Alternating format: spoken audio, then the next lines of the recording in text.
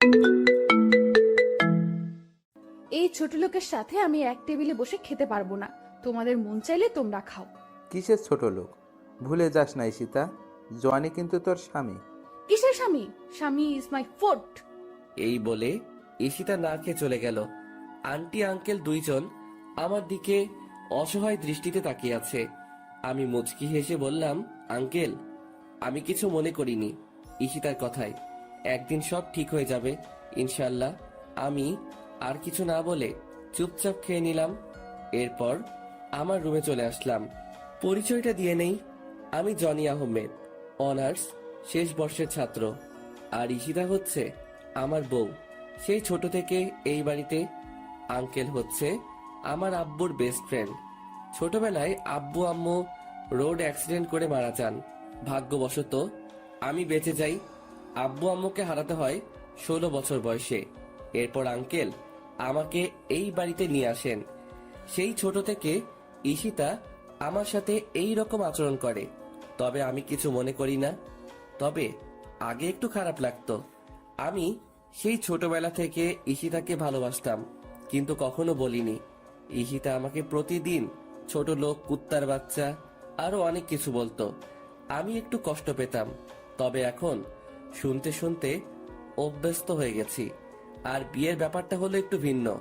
একদিন আমাদের কলেজ থেকে শিক্ষা সফরে আমি আর ঈশিতা যাই। ঈশিতা আমার সাথেই পড়ে, তো আমরা ঘুরতে বের হই। হঠাৎ দেখলাম ঈশিতা সবার কাছ থেকে আলাদা হয়ে জঙ্গলের গভীরে চলে যাচ্ছে। আমার একটু খটকা লাগলো, তাই আমিও ওর পিছু নিলাম। প্রায় ও হাঁটতে হাঁটতে জঙ্গলের অন্য পারে চলে এসেছে। হঠাৎ দেখলাম একটা সাপ ঈশিতার দিকে ছুটে আসছে, তাই দৌড়ে গিয়ে ঈশিতাকে ধাক্কা দিলাম। এরপর আমি নিজেকে না সামলাতে পেরে ঈশিতার উপর পড়ে গেলাম। হঠাৎই কোথায় থেকে গ্রামের কিছু লোক এসে আমাদেরকে দেখে ফেলে এবং আমাদেরকে ভুল বোঝে। এরপর আর কি, আমাদের বিয়ে পড়িয়ে দেয়। আব্বু আম্মুর কথা খুব মনে পড়তেছে। আজকে যদি ওরা বেঁচে থাকতো তাহলে আর আমাকে এইরকম দিনগুলো দেখতে হতো না। আব্বু আম্মুর জন্য খুব খারাপ লাগতেছে, চোখে পানি চলে আসছে। তবে আব্বু আম্মুর ভালোবাসাটা আঙ্কেল আর আন্টির কাছে পাই। এরপর শুয়ে পড়লাম। ফজর নামাজের আজান শুনে ঘুমটা ভেঙে গেল, তাই উঠে ফ্রেশ হয়ে নামাজ পড়ার জন্য মসজিদে গেলাম। চারদিকে হালকা হালকা আলো ফোটা শুরু করেছে। এরপর নামাজ পড়ে আব্বু আম্মুর কবরটার পাশে গেলাম। মনে পড়ে ছোটবেলার কথা, আব্বুকে ঘোড়া বানিয়ে তার পিঠে চড়া, আব্বুর সাথে স্কুলে যাওয়া। কান্না চলে এসেছে। বলতে লাগলাম, কেন তোমরা আমাকে একা করে চলে গেছো? তোমাদের সাথে নিলে না কেন? কেন রেখে গেলে এই নিষ্ঠুর পৃথিবীতে, যেখানে মা বাবা ছাড়া আর কেউ আপন নয়? কেন হলো আমার সাথে এইরকম? কেন আমাকে অবহেলা করে? কেন কেন? কথাগুলো বলতে লাগলাম আর কান্না করতে লাগলাম। এরপর বাসায় চলে আসলাম। বাসায় ঢোকার সময় আন্টি আমাকে তাদের রুম থেকে ডাক দিলেন। রুমে গিয়ে দেখি আন্টি নামাজের বিছানায় বসে আছেন।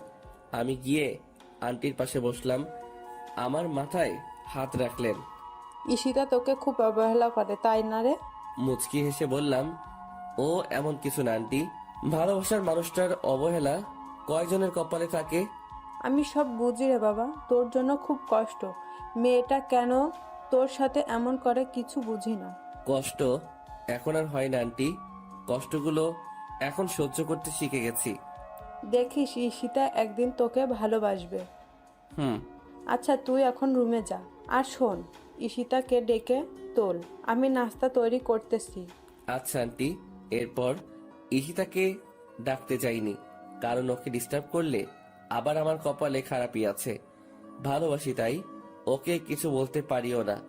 ঈশিতাকে না ডেকে আমি কলেজে যাওয়ার জন্য রেডি হয়ে নিলাম। এরপর আবার নিচে চলে গেলাম। গিয়ে দেখি ঈশিতা নিচে নাই। আন্টি, ঈশিতা কই?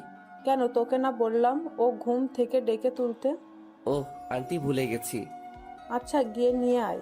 এরপর আমি ঈশিতাকে ডাকতে চলে গেলাম। কিছুক্ষণ দাঁড়িয়ে রইলাম দরজার সামনে। এরপর ডাক দিলাম, কিন্তু কোনো উত্তর দিল না। আবার ডাক দিলাম। এরপর ওপার থেকে ঈশিতা বলল, কি হয়েছে? সকালবেলা এত চিল্লে চিল্লি করস কেন? আপনাকে আন্টি ডাকছে, তাড়াতাড়ি নিচে আসতে। কলেজে যেতে হবে, পরে কিন্তু দেরি হয়ে যাবে। যা তো তুই, আমি আসতেছি, আর ডিস্টার্ব করবি না আমাকে। এরপর আমি আর কিছু না বলে চলে আসলাম। নিচে গিয়ে আমি নাস্তা করে নিলাম। এরপর ঈশিতা নিচে আসতে লাগলো। আজকে খুব সুন্দর লাগতেছে। গোলাপি রঙের একটা ড্রেস, কানের ফুল, চুড়ি আর হালকা লিপস্টিক, সব মিলিয়ে জাস্ট অসাম লাগতেছে। আমার হা করে তাকিয়ে থাকা দেখে ঈশিতা আমাকে বলল, কুত্তার মতো এইভাবে তাকিয়ে আছিস কেন, শোয়ারের বাচ্চা? ঈশিতার কথাটি সোজা গিয়ে আমার বুকে লাগলো। কি এক কপাল নিয়ে পৃথিবীতে এসেছি, নিজের বউয়ের দিকে তাকালেও গালি শুনতে হয়। ওই সময় শুধু চোখে পানি ছলছল করতেছে। আদিক্ষেতা না করে গাড়ি বের কর, কলেজে যাব। আমি আর কিছু না বলে গাড়ি বের করে ঈশিতার জন্য অপেক্ষা করতে রাখলাম। কিছুক্ষণ পর ঈশিতা আসলো। এরপর আমরা কলেজে চলে আসলাম। তুই গাড়ি পার্ক করে ক্লাসে চলে যা। যদি কোথাও যাস বা কারোর সাথে কথা বলিস, তাহলে তোর অবস্থা খারাপ করে দিব। আমি শুধু মাথা নাড়ালাম। আমি খেয়াল করলাম ওর বান্ধবী ওকে বলতে লাগলো, ঈশিতা, তুই সবসময় জনের সাথে এরকম করিস কেন? ছেলেটা কত স্মার্ট আর খুব ভালো, তাহলে কেন সবসময় অবহেলা করিস? কেন খারাপ আচরণ করিস? আর বড় কথা, ও এখন তোর স্বামী, তবুও কেন সবসময় খারাপ ব্যবহার করিস?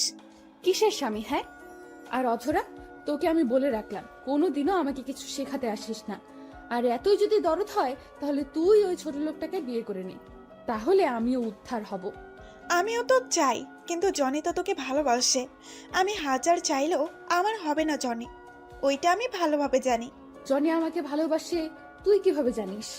তোকে যদি ভালোই না বাসতো, তাহলে তোর এত অবহেলা সহ্য করতো না, তোর এত খারাপ আচরণ মুখ বুজে সহ্য করতো না।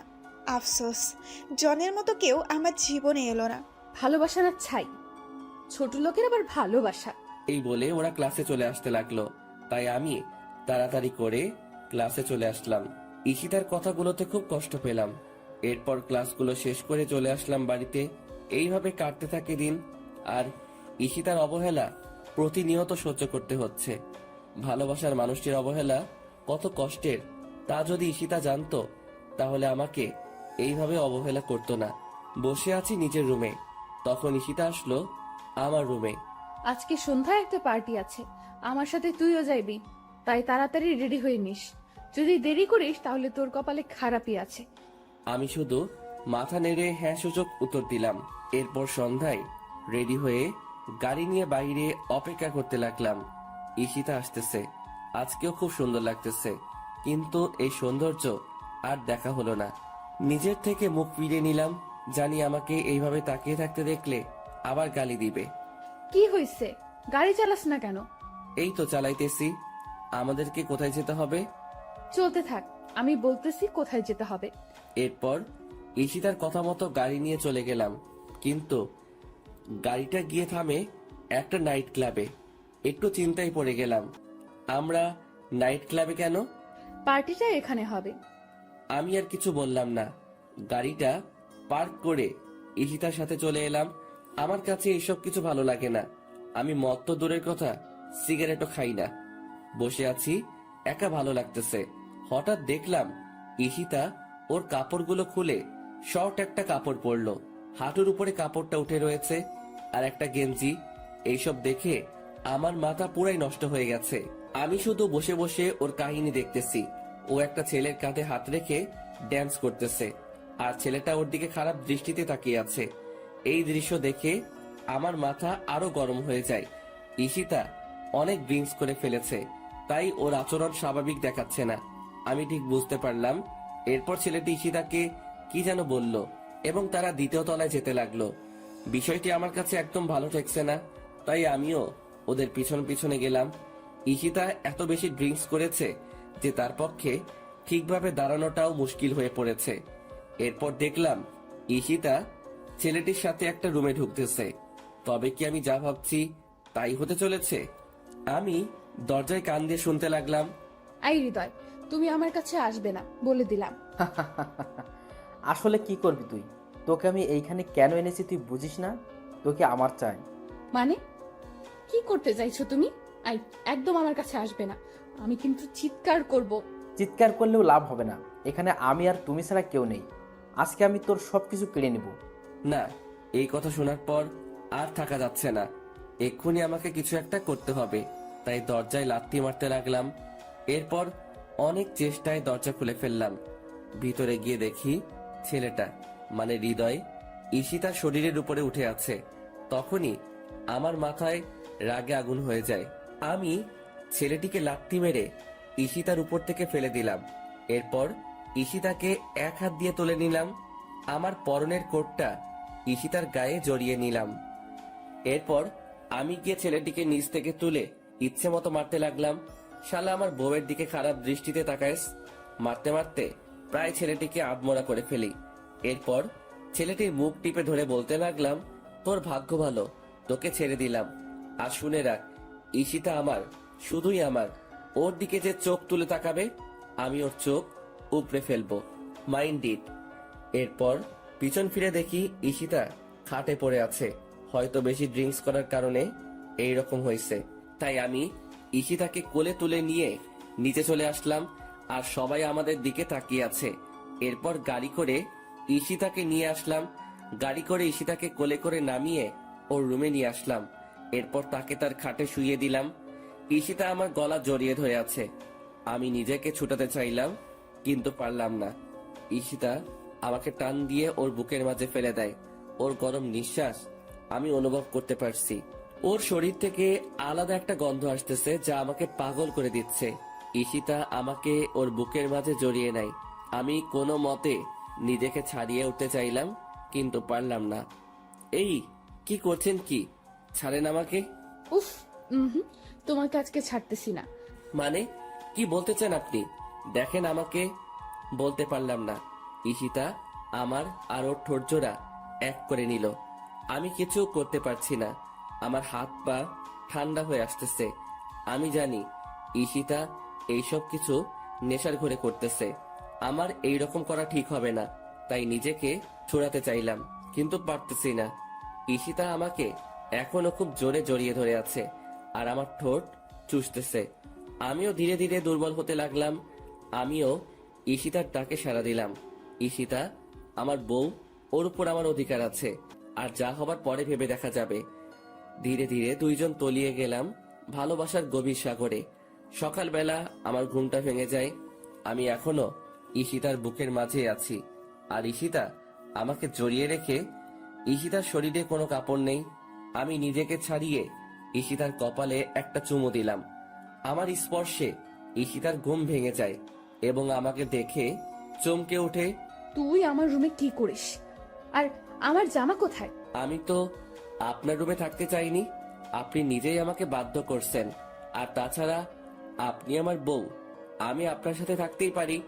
আপনার উপর আমার অধিকার সবচেয়ে বেশি। আই শোয়ারের বাচ্চা, কি বললি তুই? কোনো ছোট লোক আমার স্বামী হতে পারে না। আর তোকে না বললাম আমার কাছে স্বামীর অধিকার চাইবি না? আমার সব তো নষ্ট করে দিলি, আর বাকি কি রাখছ? আর আমি তোকে কি বাধ্য করেছি? কালকের ঘটনা ভুলে গেলেন নাকি? আপনার জন্যই সব হয়েছে। আর আমি আমার বউকে আদর করছি, অন্য কাউকে না। আমি যদি জানতাম আপনি কালকে ওই রকম কিছু করবেন, তাহলে কোনোদিনও ওই পার্টিতে যেতে দিতাম না। জানেন কালকে আপনার সাথে কি হয়েছিল? কি হয়েছে? আমি তো ডান্স করছিলাম, এরপর তো কিছু মনে করতে পারছি না। ওইটাই জানতে চান কি হয়েছে কালকে রাতে? বল। এরপর আমি ঈশিতাকে সব বললাম। আমি তোর কথা বিশ্বাস করি না। তুই মিথ্যে কথা বলতেছিস আমার সাথে। তুই কি ভাবছিস আমি কিছু বুঝি না? মিথ্যা কথা বলে তুই আমাকে ভোগ করলি। সত্যি কথা, আমি মিথ্যা বলতেছি না। আমাকে বিশ্বাস করুন। কি করলে আপনাকে বিশ্বাস করানো যাবে? বিশ্বাস করতে পারি, তবে আমার একটা কথা শুনতে হবে। কি কথা বলেন? যদি তুই আমাকে সত্যিই ভালোবাসিস, তাহলে তোর ওই ভালোবাসার কসম, তুই আমার থেকে অনেক দূরে চলে যাবি, অনেক দূরে। মুচকি হেসে বললাম, ও এই কথা। আপনাকে সত্যি অনেক ভালোবাসি, নিজের জীবনের চাইতেও বেশি। যা বলে প্রকাশ করতে পারবো না, তবে আপনার কথা রেখে বোঝাতে পারবো কতটা ভালোবাসি। ভালোবাসা মানে এই নয় প্রিয় মানুষটির সাথে থাকতে হবে, দূর থেকেও ভালোবাসা যায়। চলে যা, আর আসিস না আমার কাছে। যাচ্ছি। এই বলে আমি আমার রুমে চলে আসলাম। ভাবতেই পারিনি আমার জীবনে এমন একটা দিন আসবে। প্রিয় মানুষটির থেকে আলাদা হতে হবে। বিধাতা কেন আমাকে এমন পরীক্ষার সম্মুখীন করলেন? কেন এত অবহেলিত আমি ঈশিতার কাছে? কেন বোঝে না ওকে সত্যি ভালোবাসি? তবে ওর থেকে দূরে গিয়ে ও যদি ওকে আমার ভালোবাসা বোঝাতে পারি তাহলে তাই করব। চলে যাব অনেক দূরে, আর আসবো না ওর কাছে। আর কাউকে ছোট লোক বলতে হবে না, আর কাউকে গালাগালি করতে হবে না। ফ্রেশ হয়ে নিলাম, বসে আছি খাটের উপর, আর কালকের কথাগুলো ভাবতে লাগলাম। কি থেকে কি হয়ে গেল? সামান্য ভুলের জন্য এত বড় শাস্তি পেতে হচ্ছে। কালকে রাতে যদি নিজেকে একটু কন্ট্রোল করতে পারতাম তাহলে আর এমন একটা সময় দেখতে হতো না। বুক ফেটে কান্না আসতে লাগলো। ভাবতেই কেমন জানি লাগে। জীবনে পথ চললে হবে একা। ব্যাগে প্রয়োজনীয় জিনিসগুলো নিলাম, সাথে ঈশিতার একটা ছবি নিলাম। ব্যাগ গুছিয়ে বাসা থেকে বের হয়ে গেলাম। আন্টি আঙ্কেলকে কিছু বললাম না, জানি তারা কষ্ট পাবে, হয়তো আমাকে অনেক খুঁজবে। একটা দীর্ঘশ্বাস ফেললাম, পিছন ফিরে বাসাটাকে একবার ভালোভাবে দেখে নিলাম। কতগুলো বছর ছিলাম এই বাড়িতে। ঈশিতার অবহেলায় আর আন্টি আঙ্কেলের ভালোবাসায় দিনগুলো কেটে যায়। আমার চোখ দুটো ঝাপসা হয়ে আসছে, চারিদিক অন্ধকার হয়ে আসছে। আমি চোখ ডলতে ডলতে রাস্তা পার হতে লাগলাম। হঠাৎ একটা গাড়ি এসে আমাকে ধাক্কা দেয়।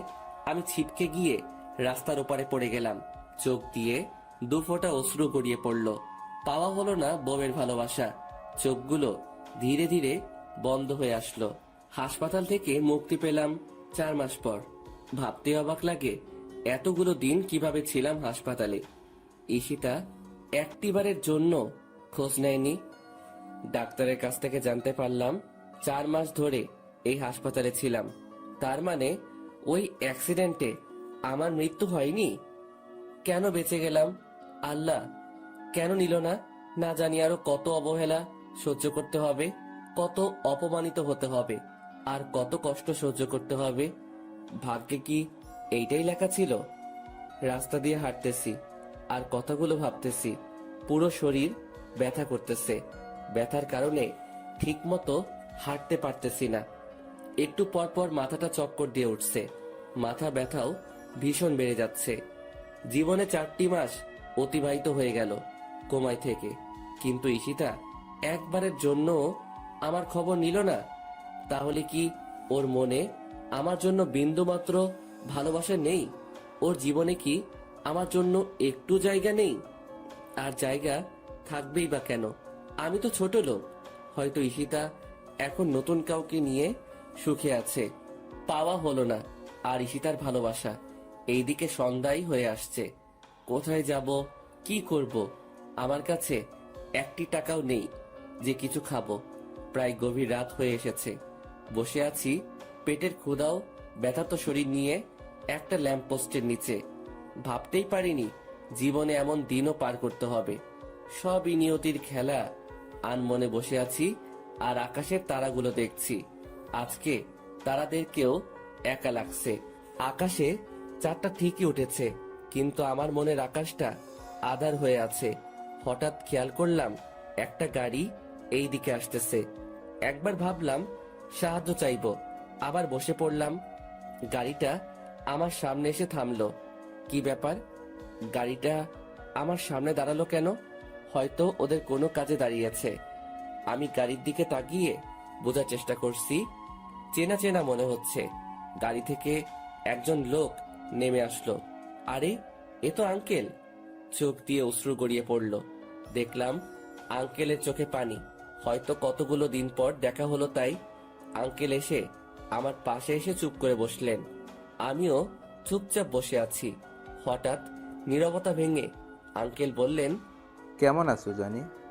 আঙ্কেল, ভালোই আছি। যতটা ভালো থাকলে মৃত ব্যক্তির মতো জীবন যাপন করা লাগে। কিছুক্ষণ চুপ থেকে আবার বললেন, এতদিন কোথায় ছিলে? এই তো আঙ্কেল, এক বন্ধুর বাসায়। তা বাসার সবাই কেমন আছে? সবাই ভালো আছে, কিন্তু তোমার এ অবস্থা কেন? কি রকম শুকিয়ে গেছো? ঠিকমতো খাও না নাকি? একদম বদলে গেছো। আর তোমার কপালে হাতে এতগুলো কিসের দাগ? মনে হয় তো কোনো কাটার দাগ। কি হয়েছে বলো তো? আমার কথা না হয় বাদ দেন। ওই দিন সিঁড়ি দিয়ে নামার সময় পা পিছলে পড়ে গেছি, তাই একটু কাটা গেছে। ঈশিতা কেমন আছে? তোমার চলে যাওয়াতে সবচাইতে ভালো আছে ঈশিতা। কথাটি শুনে অনেকটা কষ্ট পেলাম। এতদিনেও আমার জন্য তার হৃদয়ে একটুও মায়া জন্মালো না। জানো, তুমি যখন বাড়ি থেকে চলে গেছো তোমার আন্টির হার্ট স্ট্রোক হয়েছে। কথাটি শুনে ভীষণ কষ্ট পেলাম। আজকে আমার জন্য সবকিছু হয়েছে, সবকিছুর জন্য আমি দায়ী। আন্টি এখন কেমন আছেন? হুম, আছে মোটামুটি, কিন্তু তুমি যদি না ফিরে যাও তাহলে তোমার আন্টির খারাপ কিছু একটা হয়ে যেতে পারে। তুমি প্লিজ আমার সাথে চলো। চুপ করে বসে রইলাম। কিভাবে যাব আমি ওই বাড়িতে? আমি তো ঈশিতাকে কথা দিয়েছি আর কখনো ওর সাথে দেখা দিব না, কিন্তু নিয়তি কেন বারবার পরীক্ষার মুখে ফেলে আমাকে? আবার ঈশিতার সম্মুখীন হতে হবে। চাই না নতুন করে অবহেলা পেতে, চাই না নতুন করে কষ্ট পেতে, কিন্তু আন্টির জন্য যেতে হয়, কারণ তিনি আমাকে নিজের ছেলের মতো আদর করতেন। আবারও একটা কঠিন পরীক্ষার সম্মুখীন হলাম। কি হয়েছে জানি, চুপ করে বসে আছো কেন? প্লিজ চলো আমার সাথে। কিন্তু আমি তো যেতে পারবো না। আমি ঈশিতাকে কথা দিয়ে এসেছি, আর কোনো দিন ওর সামনে যাব না। তুমি কি তোমার কথা রাখতে গিয়ে তোমার আন্টিকে হারাবে? পড়ে গেলাম আরেক চিন্তায়। ছোটবেলায় আব্বু আম্মুকে হারালাম, কিন্তু আব্বু আম্মুর অভাবটা আমাকে বুঝতে দেয়নি তারা। তাহলে আজকে কেন আমার জন্য মরতে বসবে? এইটা হয় না। আঙ্কেল, আমি রাজি। এই তো আমার লক্ষ্মী ছেলে, চলো। এইটা বলে আমার কপালে একটা চুমু দিলেন আঙ্কেল। আমি মুচকি হেসে গাড়িতে উঠলাম। গাড়িতে উঠে অবাক হয়ে গেলাম, ঈশিতাও গাড়িতে রয়েছে। তার মানে কি ঈশিতা আমার সবগুলো কথা শুনে নিয়েছে? আমি কিছু না বলে গিয়ে গাড়িতে বসলাম। শরীরের ব্যথার জন্য ঠিকমতো বসতে পারছি না, খুব ব্যথা করছে। তবুও কষ্ট করে বসে পড়লাম। চুপচাপ বসে রইলাম। আবার অনেকদিন পর ঈশিতার সাথে দেখা হলো। মনে পড়ে সেই দিনটার কথা, যেই দিন ঈশিতা কলেজের সবার সামনে আমাকে জুতা দিয়ে মেরেছিল। ওই দিন ঈশিতার সাথে কলেজে গেলাম। সিঁড়ি দিয়ে ওঠার সময় হঠাৎ ঈশিতার এক বান্ধবীর সাথে ধাক্কা লাগে আমার। আমি মেয়েটিকে সরি বললাম। মেয়েটি আমাকে কিছু না বলে চলে গেল। কিন্তু কোথায় থেকে ঈশিতা এসে আমাকে ওর পায়ের জুতা খুলে আমাকে মারতে লাগলো। ঈশিতা তার পায়ের হিলওয়ালা জুতাগুলো দিয়ে মারতে মারতে আমার শরীরটা রক্তাক্ত করে দেয়, কিন্তু আমি জায়গা থেকে সামান্য সরে দাঁড়াইনি। ওই সময় শুধু চোখ দিয়ে পানি ঝরেছে। ঈশিতার বান্ধবী এসে ঈশিতাকে বলল, ওর কোনো দোষ নেই। আসলে আমি অনেক তাড়াহুড়োতে ছিলাম, ভালোভাবে খেয়াল করিনি, তাই ধাক্কা লাগলো। আর জনি তো নিজে থেকে আমাকে ধাক্কা দেয়নি। তাহলে তুই ওকে শুধু শুধু শাস্তি দিচ্ছিস কেন ঈশিতা? আমি জানি ওই ছোট লোক নিজে থেকে তোকে ধাক্কা দিয়েছে দিশা। এই বলে আবার মারতে থাকে আমাকে। প্রায় আধমরা হয়ে গেছি ওই দিন। ওই সময় 16 দিন হাসপাতালে থাকতে হয়েছে আমাকে, শুধুমাত্র একটা ভুলের জন্য। সবার সামনে আমাকে অপমানিত করলো, সবার সামনে আমাকে মারলো। কথাগুলো ভাবতে ভাবতে চোখে পানি চলে এসেছে। আমি কান্না করতেছি। ঈশিতা বুঝতে পেলে, তাই আমি তাড়াতাড়ি চোখ মুছে নিলাম। এইসব কথা ভাবতে ভাবতে গাড়ি এসে থামলো ঈশিতাদের বাড়িতে। আমি দৌড়ে গেলাম আন্টির কাছে। আন্টি শুয়ে আছে, কি রকম শুকিয়ে গেছেন।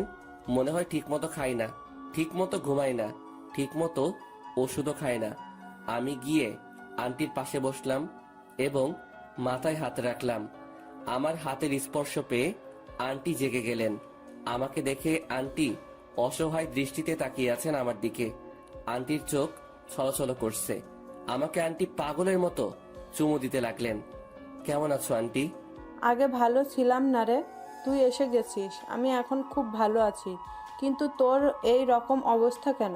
কপালে কাটার দাগ, হাতেও অনেক বড় কাটার দাগ রয়েছে। ওইটা আন্টি তেমন কিছু না, সিঁড়ি দিয়ে নামতে পড়ে গেছি, তাই একটু কেটে গেছে। আমার কেন জানি বিশ্বাস হচ্ছে না তোর কথা, কেন জানি তোর কথা মানতে পারছি না। না আন্টি, ওই রকম কিছুই না। আচ্ছা তুই ফ্রেশ হয়ে আয়, আমি তোকে খাবার দিচ্ছি। আচ্ছা আন্টি। আমি চলে যেতে লাগলাম। আন্টি আবার আমাকে পিছন থেকে ডাক দিলেন। জি আন্টি, বলো। এইদিকে আয় তো, তোকে জড়িয়ে ধরি না অনেক দিন হইছে। আমি মুচকি এসে আন্টির কাছে গেলাম। আন্টি আমাকে জড়িয়ে ধরলেন। ঠিক তখনই আমি ব্যথায় আহ করে চিৎকার দিয়ে উঠলাম। আমার চিৎকার শুনে সবাই ভয় পেয়ে গেল। কি হয়েছে জনি? আন্টি হঠাৎ পিঠে ভীষণ ব্যথা করে উঠল। কই দেখি। আমার পরনে টি শার্টটা উল্টিয়ে আন্টি বড়সড় একটা ধাক্কা খেলেন, বুঝতে পারলাম। সাথে সাথে আঙ্কেল আর ঈশিতাও, কিন্তু কি এমন হয়েছে বুঝতে পারলাম না। সত্যি করে বল জনি, তোর কি হয়েছে? তুই আমাকে মিথ্যা কথা বললি কেন? আরে আন্টি, মিথ্যা বলবো কেন? আমি তো সত্যি বলতেছি। তুই সত্যি বলিস তাই না? এক থাপ্পড় দিব। তোর পিঠে ওইটা কিসের দাগ? কই, কিসের দাগ? আমি আয়নার সামনের দিকে দেখতে লাগলাম। দেখে আমি নিজেই অনেক বড় ধাক্কা খেলাম। আমার পিঠের প্রায় অর্ধেকটা কাটা। তার মানে ওই অ্যাক্সিডেন্ট এইরকম হয়েছে। কিভাবে বেঁচে গেলাম? এত বড় আঘাত হওয়ার পরেও বেঁচে গেলাম। জনি, তোকে আমার কসম, সত্যি করে বল কি হয়েছে? কি করি এখন? সত্যিটা তো বলতেই হবে। আসলে আন্টি, আমার অ্যাক্সিডেন্ট হয়েছে। ওই দিন বাড়ি থেকে বের হয়ে রাস্তা পার হওয়ার সময় একটা গাড়ির সাথে ধাক্কা লাগে আমার। আমি এতদিন ধরে আমার কোনো বন্ধুর বাসায় না, হাসপাতালে ঘুমাইছিলাম। আর আজকে 4 মাস পর জ্ঞান ফিরেছে। এইবার আন্টি হাউমাউ করে কেঁদে দিলেন। আমি গিয়ে আন্টিকে সান্ত্বনা দিতে লাগলাম। কোনো মতে আন্টিকে ঠান্ডা করলাম। এরপর আন্টিকে বুঝিয়ে সুঝিয়ে চলে আসলাম আমার রুমে। ফ্রেশ হতে গেলাম, ফ্রেশ হতেও পারছি না। কোনো মতে ফ্রেশ হয়ে নিচে চলে আসলাম খাওয়ার জন্য। আন্টি আমাকে নিজ হাতে খাইয়ে দিলেন। তবে একটা জিনিস খেয়াল করলাম, ঈশিতা আজকে আমার সাথে এক টেবিলে বসে খেলো। অনেকটা খুশি হলাম। এরপর খাওয়া দাওয়া শেষ করে রুমে চলে আসলাম। একটু ঘুমানোর চেষ্টা করলাম, কিন্তু পিঠে ব্যথার জন্য পারছি না। তবুও কোনো মতে চিত হয়ে শুয়ে পড়লাম। ভোরবেলায় ফজরের আজানে ঘুম ভাঙলো। বিছানা থেকে উঠতে অনেক কষ্ট হচ্ছে। শরীরটা এখন আগের মতো ব্যথা করতেছে। অনেক কষ্ট করে উঠে অজু করে নামাজ পড়তে চলে গেলাম। কারণ এখনকার এই ব্যথা জাহান্নামের শাস্তি থেকে 1 কোটি গুণ কম। এই সামান্য কষ্টের জন্য কপালে আখিরাতে চিরস্থায়ী সুখ থাকতে পারে। অনেক কষ্ট করে নামাজ পড়ে বাড়িতে আসলাম। এখন একটু ভালো লাগতেছে। হালকা হালকা বাতাস বয়ে যাচ্ছে। অনেক দিন পর সকালে সূর্যটা দেখতে পাবো। কারণ হাসপাতালে এতদিন কোমায় থাকায় বাহিরের আলো আমার হৃদয় স্পর্শ করতে পারিনি।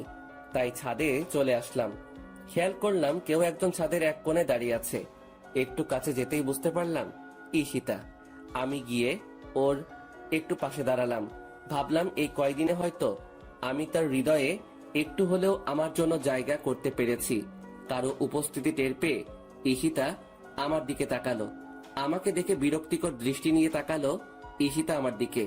তুই এখানে কি করিস? তোকে বলছি না আমাকে ডিস্টার্ব করবি না। আসলে আমি বুঝতে পারিনি আপনি ছাদে আছেন। জানলে এখানে আসতাম না। জানলে আসতিস না। এই বাড়িতে আবার কেন আসলি তুই? তোর নাকি অ্যাক্সিডেন্ট হয়েছে? মরিস নাই কেন অ্যাক্সিডেন্টে? মরে আমাকে উদ্ধার করতি? যত সব ছোট লোক কোথাকার। এই বলে ঈশিতা চলে গেল। ঈশিতার কথা শুনে বুকের ভিতর ঘূর্ণিঝড় শুরু হলো। তাহলে কি আমি ভুল ভাবনা নিয়ে এতদিন বেঁচেছিলাম? মৃত্যুটাই আমার জন্য শ্রেয় ছিল। ভালোবাসার মানুষটি বলছে মরতে। তাহলে এই তুচ্ছ জীবন রেখে কি লাভ? শুধুমাত্র আত্মহত্যা করলে এই অবহেলা থেকে মুক্তি পেতে পারি। কিন্তু আত্মহত্যা যে মহাপাপ। আর এই কথা জেনে বেঁচে আছে পৃথিবীতে হাজারো জীবন্ত লাশ। চোখ দিয়ে অনবরত অশ্রু ঝরতেছে। কেন জানি বাধা দিয়েও থামাতে পারছি না। বুকের ভিতর দিয়ে বয়ে যাওয়া কষ্টের ঢেউ। আর কত অবহেলা পেতে হবে জানি না। তবে একদিন এই অবহেলিত জনির কাছে ঈশিতাকে আসতেই হবে। সূর্যোদয়টা না দেখে চলে আসলাম। ইচ্ছে নেই সূর্যোদয় দেখার। নাস্তা করতেই নিচে চলে আসলাম। জানি ঈশিতা আমার সাথে এক টেবিলে বসে নাস্তা করবে না, তবুও বসলাম। ঈশিতা আসলো আর আমাকে দেখেই আবার চলে গেল। ওই সময় কষ্ট পেয়েও পেলাম না, কারণ প্রিয় মানুষটির থেকে কষ্ট পাবো এই কথা যদি জেনে যায় তাহলে ওই রকম আঘাত করে না, তবে জখমটা রয়ে যায়। এরপর আমাকে আন্টি নিজ হাতে নাস্তা খাইয়ে দিলেন। এরপর আমি একটু রেস্ট নিয়ে ফার্মেসিতে গিয়ে 1 মাসের জন্য ওষুধ নিয়ে আসলাম। ধীরে ধীরে পিঠের ক্ষতটা ভালো হতে লাগলো। পিঠের ক্ষত ভালো হয়ে লাভ কি? বুকের ক্ষতটা তো তার চেয়ে 1000 গুণ বেশি, যা শুধু ঈশিতাই ভালো করতে পারবে, যার একমাত্র ওষুধ ঈশিতা। আজ 1 মাস পর আমি মোটামুটি সুস্থ, কিন্তু অবহেলাটা প্রতিদিন পেতে হয়। এই কারণে না হয় অন্য কারণে। এখন থেকে আমি আঙ্কেলের অফিসে যাব।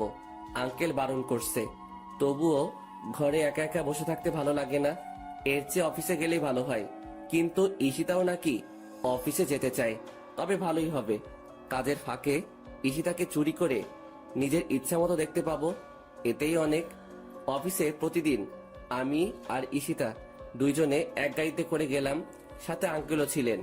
আজ থেকে অফিসের নতুন এমডি হচ্ছে ঈশিতা, আর আমাকে একটা ডেস্ক দেখিয়ে দিলেন। আমার জন্য কাজটা নির্ধারিত নয়, আমার কাছে ভালো লাগলে কাজ করতে পারবো, না হয় অফিসে বসে থাকতে পারবো। প্রথম দিন সবার সাথে পরিচয় হয়ে নিলাম আর একজনকে বন্ধু বানিয়ে নিলাম, নাম হচ্ছে রাকিব। আমার সমবয়সী রাকিব, আর আমার পাশের ডেস্কে রাকিব বসে।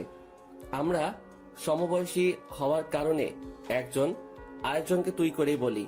প্রথম দিন সবকিছু বুঝে নিতে নিতে সময় কেটে গেল। পরদিন সকালবেলা নাস্তা করে অফিসে চলে আসলাম। ঈশিতাও আমার সাথে গাড়িতে আসে। আমি গাড়ি চালানোর ফাঁকে ফাঁকে ঈশিতার দিকে তাকিয়ে থাকি। মেয়েটাকে দেখতে কতটা নিষ্পাপ লাগে, কেউ দেখলে বিশ্বাসই করবে না মেয়েটা যে এত নিষ্ঠুর। তবে ঈশিতা আমার জন্য নিষ্ঠুর না, ঈশিতা আমার জন্য আমার রাজ্যের রানী। আমার ডেস্কে বসে আছি, এমন সময় পিয়ন এসে বলল ঈশিতা নাকি আমাকে ডাকছে, তাই গেলাম ওর কেবিনে। আসতে পারি ঈশিতা? ওই ছোট লোক, এটা অফিস, বাড়ি না। আর তোর সাহস কি করে হয় আমার নাম ধরে ডাকিস? সরি ম্যাম, বলেন কি করতে হবে? মনে থাকে যেন। এখন এই ফাইলটা রেডি করে নিয়ে আয়। জি ম্যাম। প্রায় 1.5 ঘন্টা পর ফাইলটা রেডি করতে পারলাম। এইবার ঈশিতার কাছে নিতে হবে। May I come in ma'am? Yes come. এই যে ম্যাম, ফাইলটা রেডি। আমার হাত থেকে ফাইলটা নিয়ে ঈশিতা দেখতে লাগলো। হঠাৎ ঈশিতা ফাইলটা আমার দিকে ছুড়ে মারলো আর বলতে লাগলো, ছোট লোকের বাচ্চা, সামান্য একটা ফাইল ঠিক করে তৈরি করতে পারিস না, আর আসছে অফিসে কাজ করতে। ফাইলটা এসে আমার কপালের আগের ক্ষতটায় লাগে।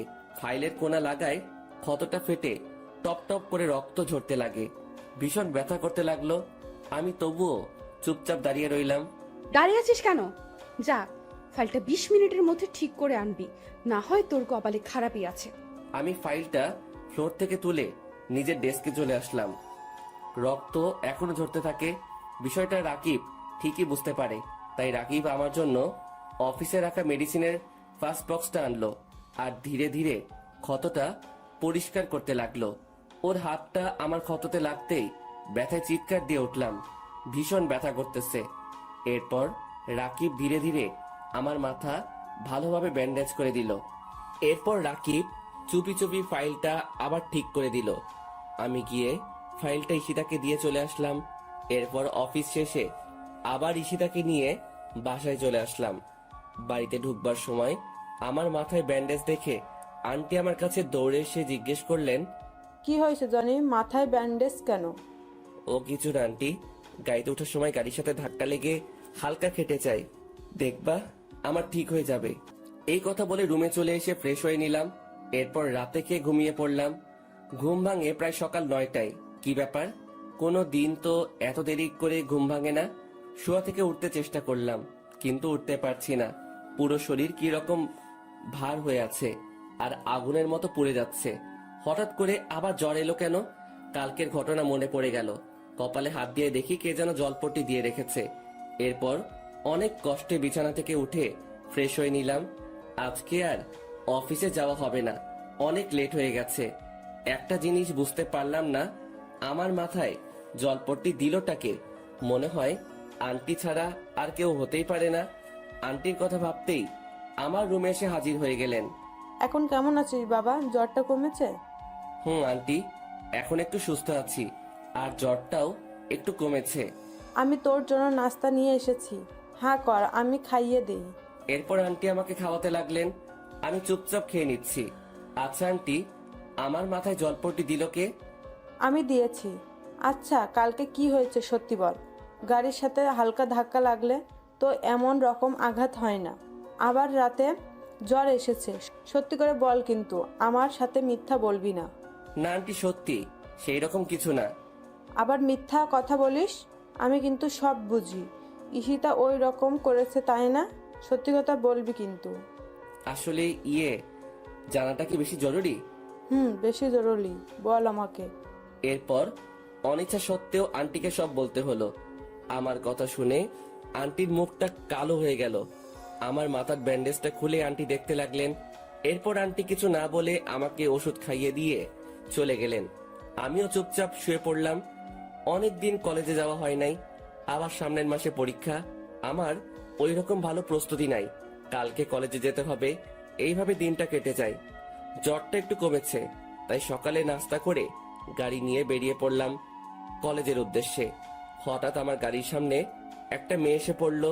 আমি তাড়াতাড়ি ব্রেক করলাম, তবুও গাড়ির সাথে হালকা ধাক্কা লাগে মেয়েটির। আমি তাড়াতাড়ি গাড়িটা বন্ধ করে গাড়ি থেকে নেমে পড়লাম। এরপর মেয়েটিকে তুলতে গেলাম। আরে, এইটা তো ঈশিতার ফ্রেন্ড দিশা। আমি তাড়াতাড়ি হাতটা বাড়িয়ে দিলাম দিশার দিকে। উঠে আসো দিশা। এরপর আমি ধীরে ধীরে দিশাকে তুলতে লাগলাম। গাড়ির সাথে ধাক্কা লাগার কারণে মেয়েটা পায়ে ব্যথা পাইছে, উঠে দাঁড়াতে কষ্ট হচ্ছে। তোমার কি হাঁটতে কষ্ট হচ্ছে? না, তেমন না, ঠিক হয়ে যাবে। আচ্ছা, এখন ছাড়ো, আমি যেতে পারবো। আচ্ছা। আমি দিশাকে ছেড়ে দিলাম। ও ধীরে ধীরে হাঁটার চেষ্টা করতে লাগলো, কিন্তু পায়ের ব্যথার কারণে পারছে না। দিশা পড়ে যেতে লাগলো, তাই আমি তাড়াতাড়ি দিশাকে আবার ধরে ফেললাম। চলো, আমি তোমাকে হাসপাতালে নিয়ে যাচ্ছি। না, তার আর দরকার হবে না, আমি যেতে পারবো। চুপ! সেই তখন থেকে যেতে পারবো বলছে, তো কই একটুও তো সামনে যেতে পারছো না। তো আমি এখন কিভাবে যাব? আচ্ছা দাঁড়াও, কি করব ঠিক বুঝতে পারছি না। মেয়েটা ঠিক মতো হাঁটতেও পারছে না, তাই কোনো কিছু না ভেবে দিশাকে কোলে তুলে নিলাম। এইরকম কিছুটা একটা করব দিশা ভাবতে পারিনি। আমার দিকে ড্যাব ড্যাব করে তাকিয়ে আছে। আমি আর কিছু না বলে দিশা গাড়িতে উঠিয়ে নিলাম। আসলে আমারও কোনো ইচ্ছা ছিল না দিশাকে কোলে নেওয়ার, কিন্তু পরিস্থিতির শিকার হয়ে করতে হলো। এরপর দিশাকে একটা হাসপাতালে নিয়ে আসলাম। ডাক্তার দেখাতে হবে, না হয় পরে আবার সমস্যা হতে পারে। গাড়ি থেকে হাসপাতালের ভিতর কোলে করে নেওয়া লাগলো। এরপর ডাক্তারকে দেখিয়ে নিলাম। আঘাতটা একটু বেশি লেগেছে, তবে কিছুক্ষণ পর ঠিক হয়ে যাবে। ডাক্তার কিছু ওষুধ লিখে দিলেন। ওষুধগুলো কিনে দিশাকে নিয়ে আবার গাড়িতে চলে এলাম। দিশা কোথায় যাবে এখন? কলেজে নাকি বাড়িতে? কলেজে চলো। ঠিক মতো হাঁটতে পারবে তো? সমস্যা হলে বলো, আমি তোমাকে বাড়িতে দিয়ে আসবো। হাঁটতে পারবো, সমস্যা হবে না আমার। কলেজে চলো। এরপর আর কিছু না বলে গাড়ি চালাতে লাগলাম। গাড়ি চালানোর সময় খেয়াল করলাম দিশা আমার দিকে বারবার আর চোখে তাকিয়ে রয়েছে। আমি কিছু বললাম না, কলেজে চলে এলাম। অনেক দিন পর কলেজে এলাম। দিশা গাড়ি থেকে নেমে হাঁটতে লাগলো, কিন্তু পারছে না, তাই আমি গিয়ে দিশার হাতটা ধরে ফেললাম। এরপর ধীরে ধীরে ওকে নিয়ে যেতে লাগলাম। কলেজের সবাই আমাদের দিকে হা করে তাকিয়ে আছে। আমি ওইদিকে পাত্তা না দিয়ে দিশাকে নিয়ে ক্লাসে চলে আসলাম। এরপর মেয়েটাকে আমার পাশেই বসালাম, কারণ মেয়েটা এখন আমার দায়িত্বে। আমার জন্য মেয়েটার এই অবস্থা হয়েছে। কিন্তু মেয়েটা ওই সময় এত তাড়াহুড়ো করে কোথায় যাচ্ছিল? দিশা, ওই সময় এত তাড়াহুড়ো করে কোথায় যাচ্ছিলে? কলেজে যাচ্ছিলাম, আসলে একটা কাজ ছিল। ও আচ্ছা জনি, একটা কথা বলো তো, সত্যি করে বলবা? বলো, কি শুনতে চাও? এতদিন কই ছিলা তুমি? আর শরীরের কি অবস্থা করেছো? ঠিক মতো খাও না নাকি?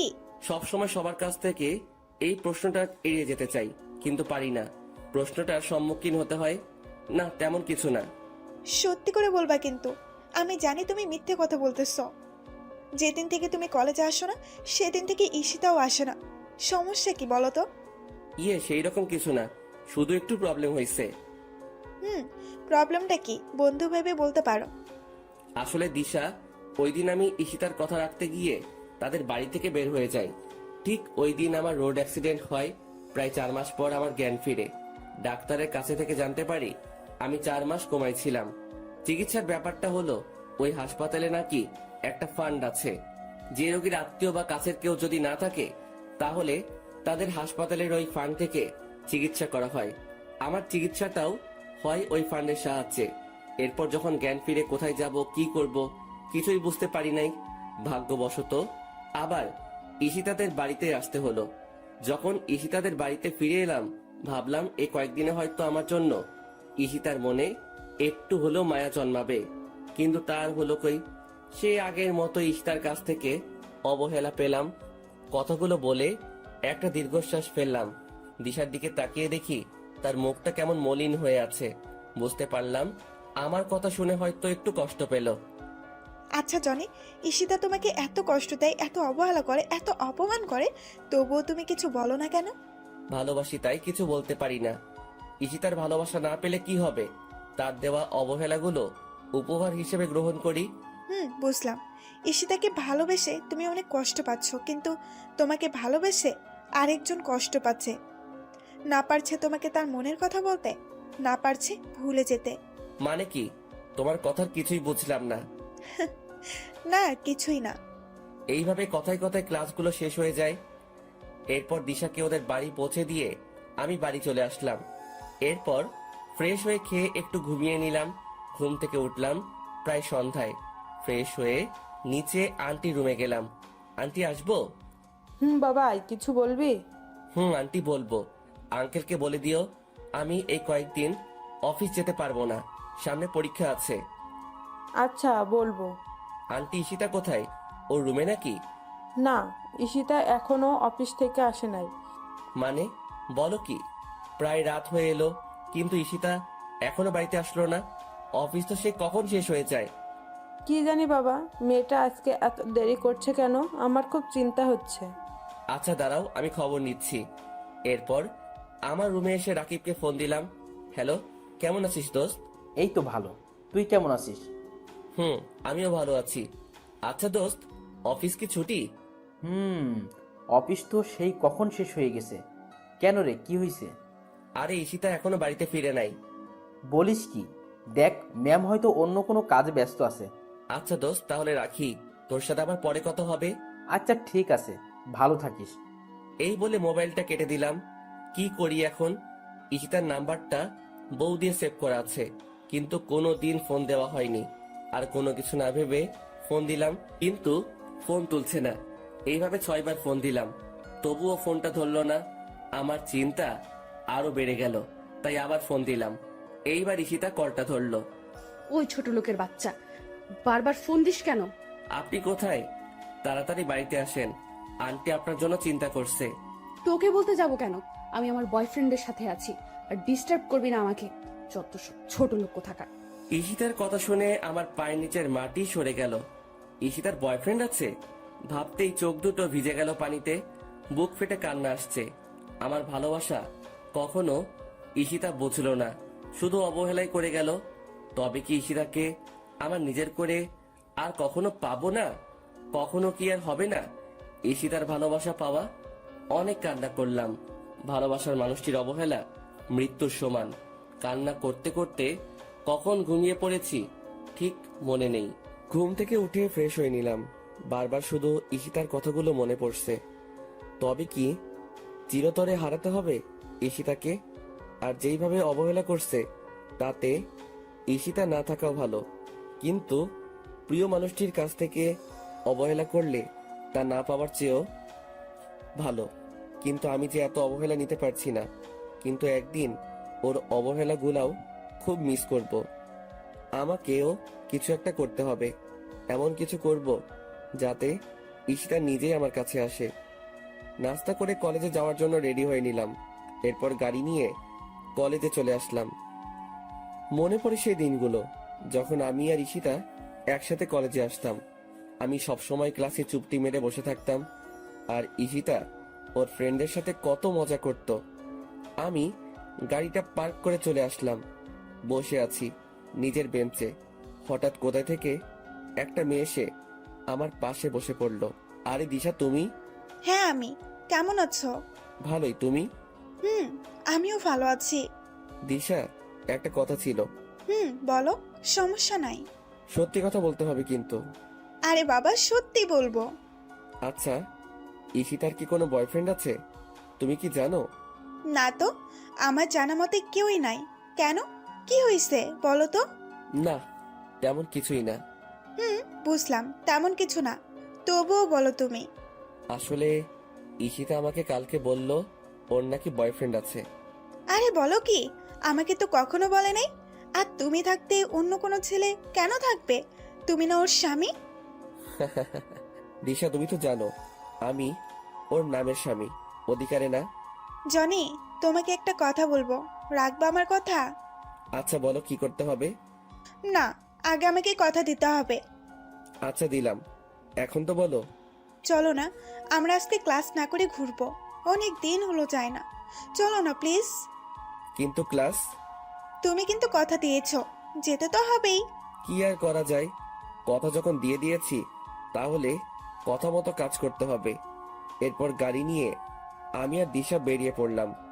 উদ্দেশ্য নদীর পাড়ে যাব। এরপর আমরা আমাদের গন্তব্যস্থলে চলে গেলাম। বসে আছি নদীর পাড়ে একটা গাছের নিচে। কি সুন্দর প্রকৃতি, যার বর্ণনা দিয়ে শেষ করা যায় না। দিগন্ত বিস্তৃত নদী, নদীর ওপরে সারি সারি গাছ, চারিদিকে হালকা রোদের তাপ, আর দক্ষিণের বাতাস এসে মনে দোলা দিয়ে যাচ্ছে। সব মিলিয়ে একটা মনোমুগ্ধকর পরিবেশ। জনি, কি ভাবো? এই যে কত সুন্দর প্রকৃতি, দিগন্ত বিস্তৃত নদী, এর পারে আমরা দুইজন পাশাপাশি একটা গাছের নিচে বসে আছি। এই সময়টা আরো সুন্দর হয় যখন প্রিয় মানুষটি পাশে থাকে। কিছু বললাম না, চুপচাপ করে বসে রইলাম। কি হয়েছে? বসে আছো যে, কথা বলো না কেন? না, এমনিতেই। আচ্ছা, তুমি কি এখনো ঈশিতাকে ভালোবাসো? বাসি তো, আগের মতোই ভালোবাসি। তুমি কাকে ভালোবাসো বললে না তো? আমিও একজনকে খুব ভালোবাসি, তবে বলতে পারছি না, কারণ ওর যে এখন বউ আছে। ও মা, বলো কি? তাহলে কে সে? আচ্ছা দাঁড়াও। এই কথা বলে ঈশিতা তার ব্যাগ থেকে একটা গোলাপ ফুল বের করলো এবং আমার সামনে হাঁটু গেড়ে বসে পড়লো। হবে কি তুমি আমার রাত জাগার কারণ? হবে কি তুমি আমার স্বপ্ন দেখার কারণ? জানো, তোমাকে আমি সেই ছোট থেকেই ভালোবাসতাম। যেদিন ঈশিতার সাথে তোমাকে প্রথম দেখেছি, সেদিন থেকে তোমাকে ভালোবেসে ফেলেছি। শুধুমাত্র ঈশিতার জন্য কোনোদিন বলে উঠতে পারি নাই। প্লিজ ফিরিয়ে দিও না, খুব ভালোবাসি তোমাকে। জানো, ঈশিতা যেই দিন তোমাকে কলেজের সবার সামনে অপমান করত, সেদিন আমি মুখ বুজে কান্না করতাম। ঈশিতা তো তোমাকে আর ভালোবাসে না, আর ওর বয়ফ্রেন্ডও আছে। তাহলে আমাকে ফিরিয়ে দিও না প্লিজ। আমি মুচকি হেসে দিশা নিচু থেকে উঠিয়ে পাশে বসালাম, ফুলটাও নিলাম। দিশা, তুমি তো জানো আমি ঈশিতাকে ভালোবাসি, আর যদি ভালো না বাসতাম তাহলে এত অবহেলা কষ্টের মাঝে ওর কাছে পড়ে থাকতাম না। আর তোমার এইগুলা ভালোবাসা না, সব আবেগ। দেখবে সব আগের মতো ঠিক হয়ে যাবে। দেখবে আমার থেকে আরো 1000 গুণ ভালো ছেলে আসবে। 1000 গুণ ভালোবাসবে, কিন্তু তোমার মতো না। প্লিজ ফিরিয়ে দিও না। তোমাকে না পেলে আমি কিন্তু আত্মহত্যা করব। আরে কান্না করছো কেন? আর আত্মহত্যা করতে হবে না, তবে আমাকে কিছুদিন সময় দিতে হবে। তুমি তো জানো আমি কত ডিপ্রেশনে আছি। আমাকে কিছুদিন সময় দিতে। এই কথা বলার সাথে সাথে মেয়েটা আমাকে জড়িয়ে ধরলো। আমি শুধু মুচকি হাসলাম আর ওর মাথায় হাত রাখলাম। বুঝলাম না, আমি তো এখনো হ্যাঁ বলি নাই, এতেই এত খুশি? মেয়েটা খুব ইমোশনাল। এরপর আমার থেকে দিশাকে ছাড়িয়ে দিলাম। আচ্ছা দিশা, তুমি কি আমাকে পাবে? আমার তো মনে হয় আমাদের ভালোবাসা পূর্ণতা পাবে না। সব ভালোবাসা কি পূর্ণতা পায়? কিছু কিছু ভালোবাসা অসম্পূর্ণ রয়ে যায়।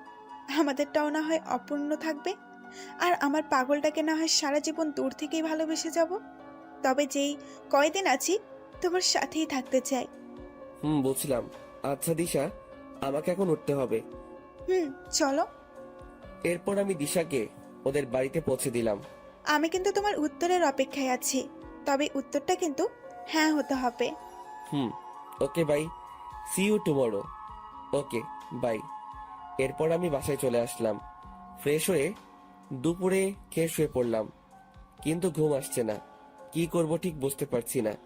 একদিকে ঈশিতাকে বলতে পারবো না, অন্যদিকে দিশাকেও কষ্ট দিতে পারবো না। চরম একটা পরীক্ষার সম্মুখীন হলাম। ঈশিতাকে ভুলতে পারবো না, আর দিশাকে কষ্ট দিতে পারবো না, কারণ প্রিয় মানুষটি অবহেলা করলে তা কত কষ্টের আমি বুঝি। কিন্তু আমি তো ঈশিতাকে ছাড়তে পারবো না, আবার দিশাকেও কষ্ট দিতে পারবো না। ঘুম আসছেই না, তাই উঠে গেলাম। ধীরে ধীরে ঈশিতার রুমের দিকে এগোতে লাগলাম। ও রুমের সামনে দাঁড়িয়ে আছি, কিন্তু নক করতে ভয় করছে। তবুও নক করলাম। ঈশিতা, আসবো? আয়। আর আমার নাম ধরে আর কখনো ডাকবি না। আজকে মনটা একটু ভালো আছে, তাই এরকম ব্যবহার করছি। বেশি বাড়াবাড়ি করলে কিন্তু তোর অবস্থা খারাপ করে দিব। আমি দরজায় এসে ভাবতে লাগলাম, আমাকে অবহেলা করে ওনার মনটা ভালো আছে। আসলে এই পৃথিবীর মানুষগুলো বড়ই আজব। ওই কি হয়েছে, দাঁড়িয়ে আছিস কেন? আর কি বলবি তাড়াতাড়ি বল। না মানে একটা কথা ছিল, যদি কিছু মনে না করেন তাহলে বলতে পারি। এত ন্যাকামো না করে কি বলবি বল। আপনি কেন এইরকম করেন আমার সাথে? আমি তো আপনার স্বামী। আমার দোষটা কি? কারণে আমাকে প্রতিনিয়ত অবহেলা করে যাচ্ছেন? কেন বারবার কষ্ট দিচ্ছেন? কোন পাপের শাস্তি দিচ্ছেন আমাকে? আমি তোর এত প্রশ্নের উত্তর দিতে বাধ্য নই।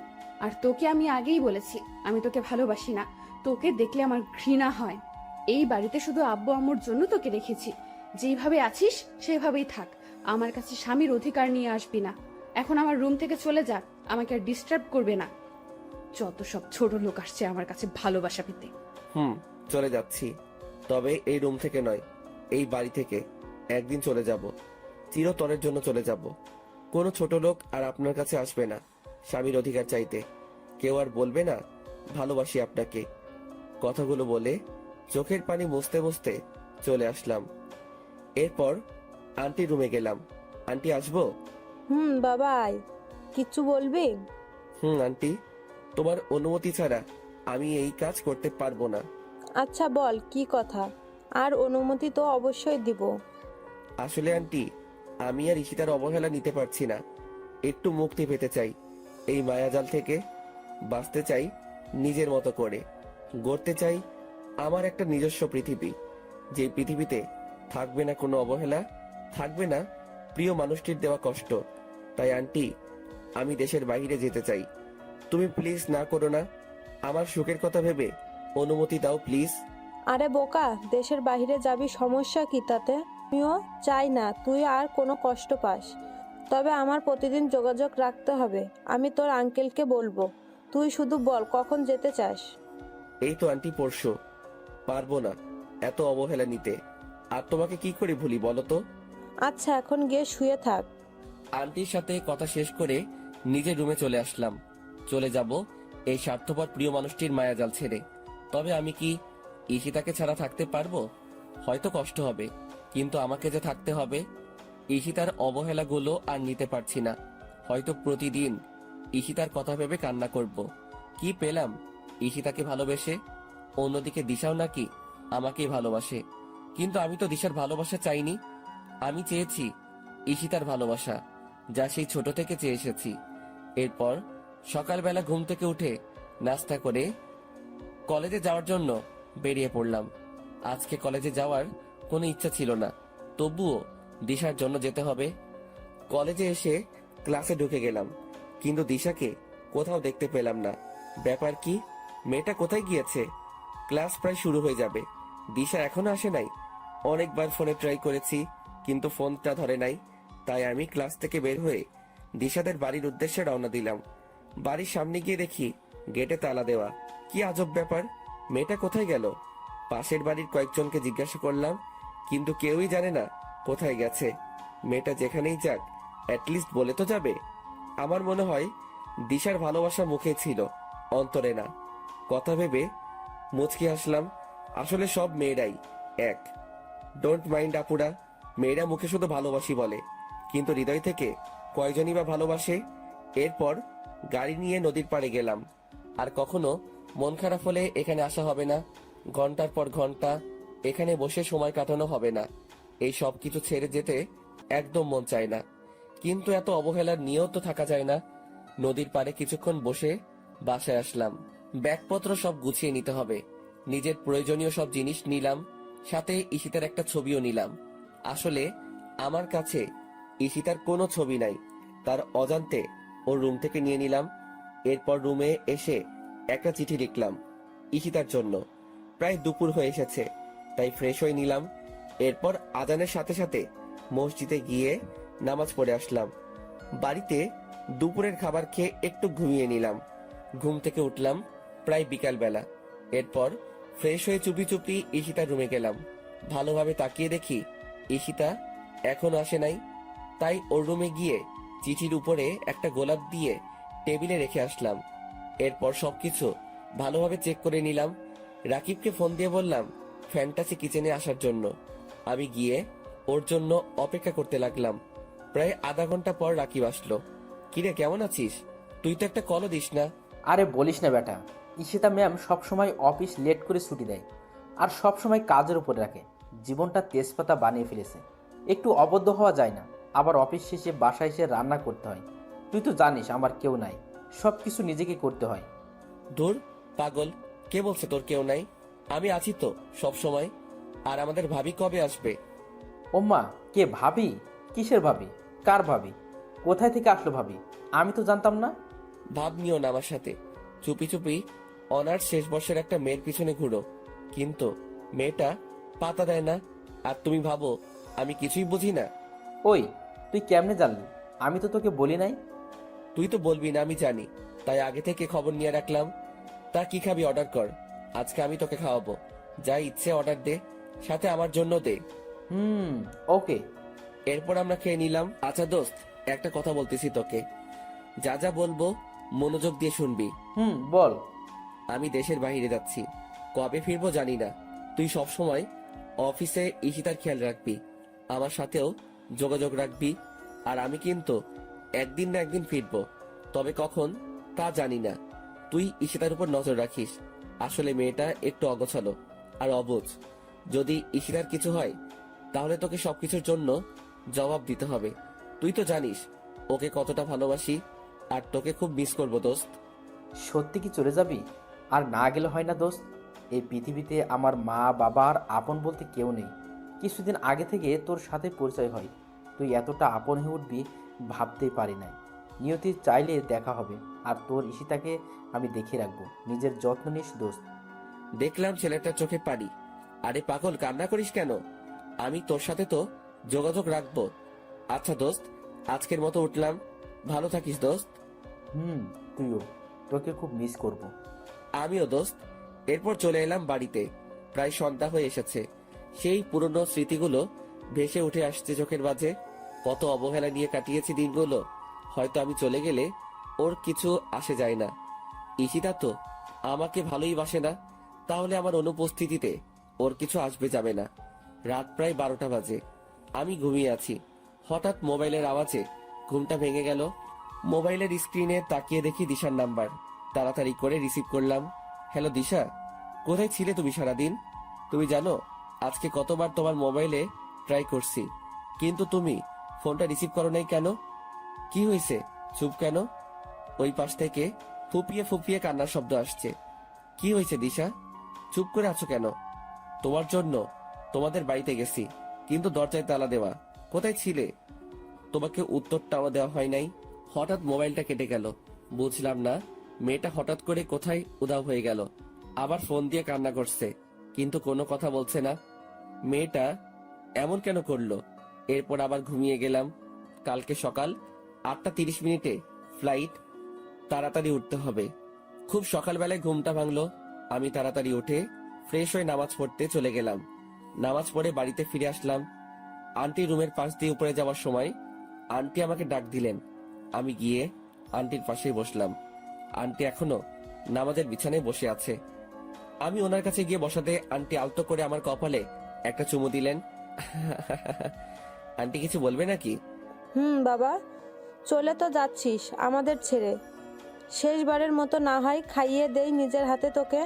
আর কখনো সময় হবে কিনা জানি না। কি খাবি না? খাবো তো, তুমি নিয়ে আসো, আমি এইখানে আছি, মুচকি এসে বললাম। এরপর আন্টি আমাকে নিজ হাতে খাইয়ে দিলেন। আমি চুপচাপ সবগুলো খেয়ে নিলাম। আর কখনো খাওয়া হবে কিনা জানি না, খেয়ে চলে আসলাম। এরপর সবকিছু ভালোভাবে প্যাক করে নিলাম। প্রায় 7টা 30 বেজে গেছে। আমি ধীরে ধীরে ঈশিতার রুমের দিকে গেলাম। অবাক হওয়ার বিষয়, ওর রুমের দরজাটা খোলা। আমি হালকা উকি দিলাম, ঘরে তো কেউই নাই। চিঠিটা এখনো টেবিলের উপর পড়ে আছে। শেষবারের মতো ঈশিতাকে দেখা হলো না। এরপর আমি ঈশিতার সাথে দেখা না দিয়ে গাড়ি নিয়ে এয়ারপোর্টের উদ্দেশ্যে বেরিয়ে পড়লাম। আমার সাথে আন্টি আঙ্কেল যাচ্ছেন আমাকে এগিয়ে দিতে। খেয়াল করলাম আন্টি পুরো রাস্তা মন খারাপ করে রয়েছেন। গাড়ি এসে থামলো এয়ারপোর্টের সামনে। এরপর আমি আঙ্কেলের থেকে সবকিছু বুঝে নিলাম। আমি আসার সময় আন্টি অনেক কান্না করতে লাগলো।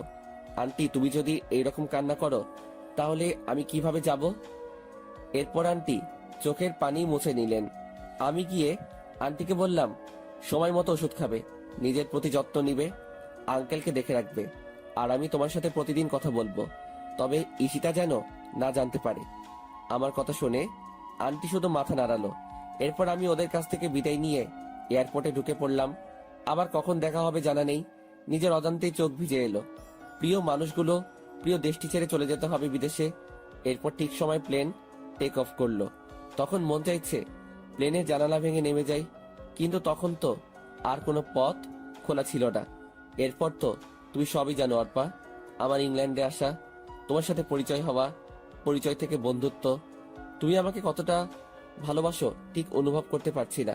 হয়তো আমি ঈশিতাকে যতটুকু ভালোবাসি তার থেকেও বেশি ভালোবাসি, আবার এর থেকে কমও হতে পারে। তুই জানো অর্পা, আমার প্রতিটা মুহূর্তে ঈশিতার কথা মনে পড়তো। খেয়াল করে দেখলাম মেয়েটা কান্না করছে আমার কথাগুলো শুনে।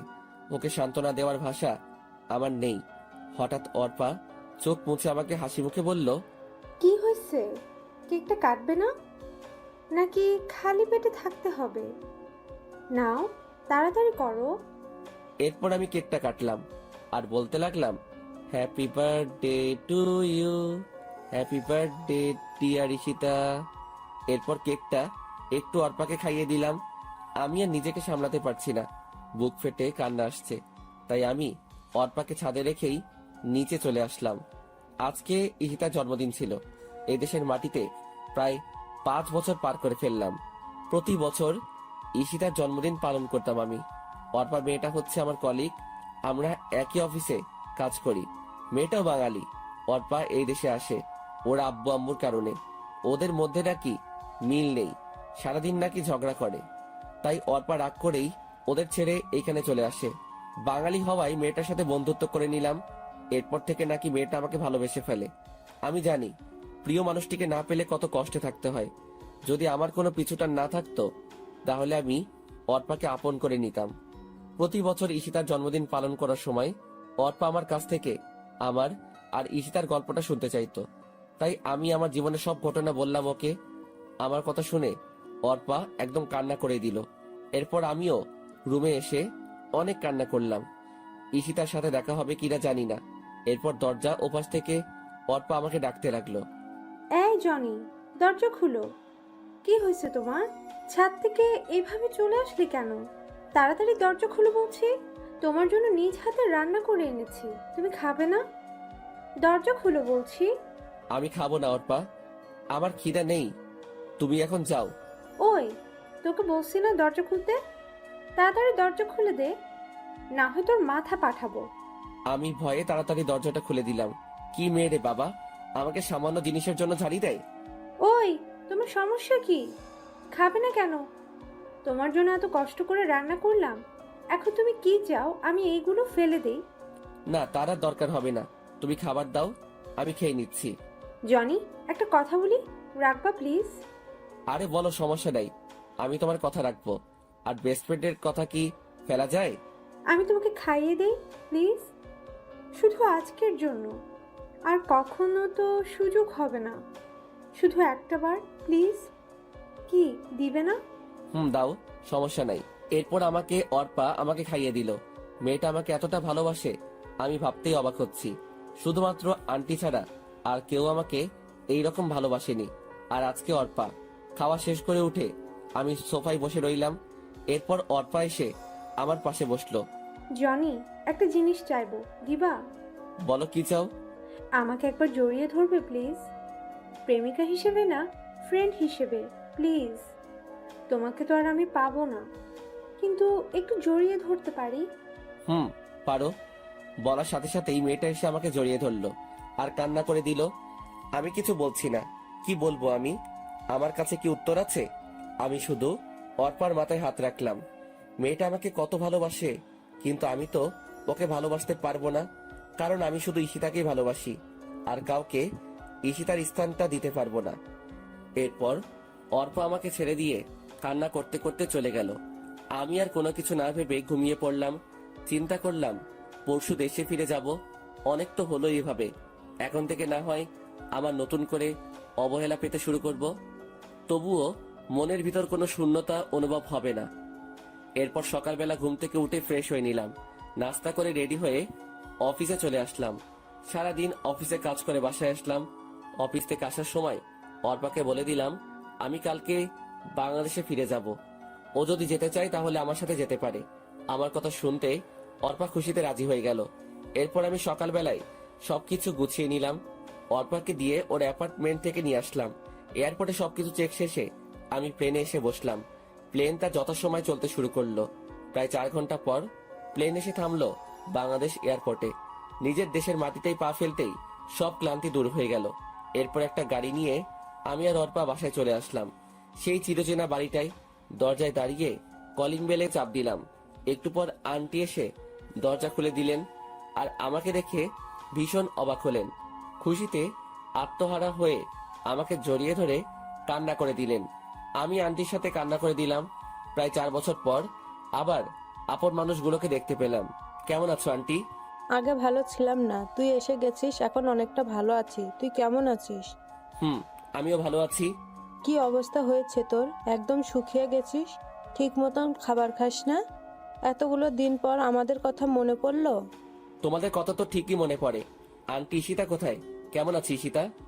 ঈশিতা ওর ঘরে আছে। কেমন আছে তুই গিয়ে জিজ্ঞাসা কর।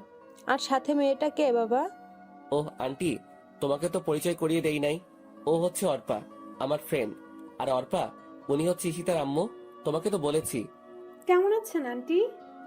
আলহামদুলিল্লাহ ভালোই আছি। তুমি কেমন আছো? জি আন্টি, আমিও ভালো আছি। আন্টি আঙ্কেলকে তো দেখতে পাচ্ছি না। আঙ্কেল কোথায়? তোর আঙ্কেল অফিসের কাজে বাহিরে গেছে, আজকেই চলে আসবে। আর কতক্ষণ মেয়েটাকে বাহিরে দাঁড় করিয়ে রাখবি? ভিতরে আয়। আন্টি। অর্পা ভিতরে আসো। এরপর আমি আর অর্পা ভিতরে চলে গেলাম। অর্পাকে গেস্ট রুমটা দেখিয়ে দিলাম। এরপর আমি আমার রুমে চলে আসলাম। নিজের সেই রুমটাতে আবার অনেকগুলো দিন পর এলাম, কিন্তু অবাক হওয়ার বিষয়, আমার রুমটা একদম গোছানো, সবকিছু পরিষ্কার। মনে হয় কেউ প্রতিদিন এসে পরিষ্কার করে যায়। এত কিছু না ভেবে আমি ফ্রেশ হতে চলে গেলাম। এরপর নিচে নাস্তা করতে চলে গেলাম। সাথে অর্পাকে নিয়ে এলাম। মেয়েটা হয়তো লজ্জায় কোনো কিছু বলতে পারবে না। আন্টি আমাদেরকে নাস্তা দিলেন। আমি খেয়ে যাচ্ছি, কিন্তু গলা দিয়ে নামতেছে না। কারণ একটাই, ঈশিতা। আসার পর থেকে ঈশিতাকে দেখতেছি না। ব্যাপার কি? মেয়েটা কোথায় গেল? আন্টি ঈশিতা কোথায়? নাস্তা করবে না? আসার পর থেকে তো একবারও দেখলাম না। কি জানি বাবা কি হয়েছে, তুই যাওয়ার পর থেকে মেয়েটা একদম বদলে গেছে। ঠিক মতন খায় না, ঠিক মতন ঘুমায় না, অফিসে এবং কলেজে কোথাও যায় না। দিন দিন কেমন মৃত্যুর মুখে চলে যাচ্ছে। আন্টির কথা শুনে বুকটা কেঁপে উঠল। কি হয়েছে ঈশিতার? তবে কি ওর কোনো ক্ষতি হয়েছে? কেন হঠাৎ করে এইভাবে বদলে গেল? আন্টি, ঈশিতা এখন কোথায়? মনে হয় রুমেই আছে, সারাদিন নিজেকে রুমেই বন্দি করে রাখে। যা তো মেয়েটাকে ডেকে নিয়ে আয়। কে? আমি যাব? তুই যাইবি, এখন যা তো। এরপর আমি ধীরে ধীরে ঈশিতার রুমের দিকে পা বাড়ালাম। উপরে গিয়ে দেখি দরজাটা খোলা। আমি ঈশিতাকে অনেকবার ডাক দিলাম, উঠলো না। এরপর রুমের ভিতরে গিয়ে ঈশিতার খাটের পাশে গেলাম। মেয়েটা ছোট বাচ্চাদের মতো শুয়ে আছে, চুলগুলো মুখের উপরে। আমি আবার ডাক দিলাম। এইবার ঈশিতা চোখ ডলতে ডলতে উঠে গেল।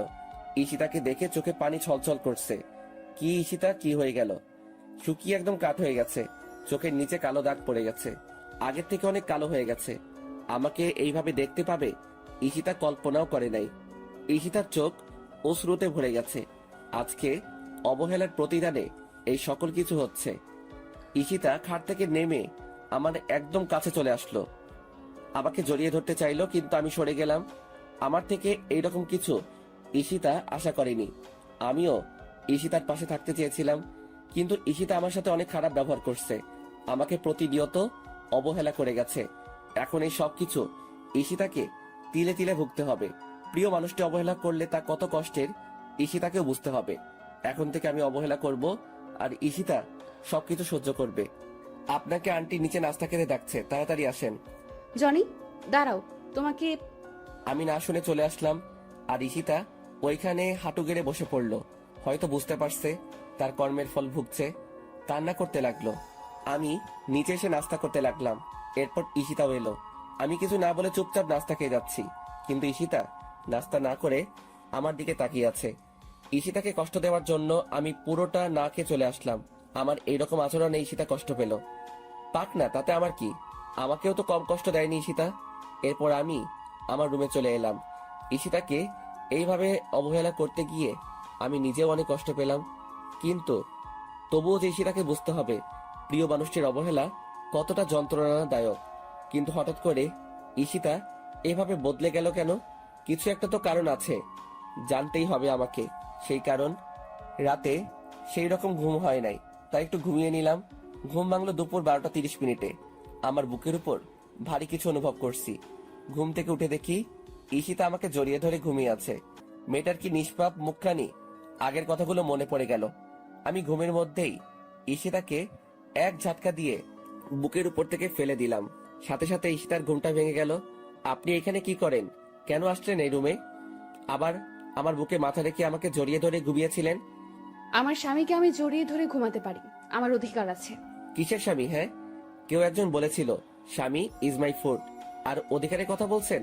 একদিন আমিও আপনার কাছে স্বামীর অধিকার চাইতাম, কিন্তু আপনি আমাকে শুধু অবহেলা করে আসছেন। কত কষ্ট দিয়েছেন মনে আছে আপনার?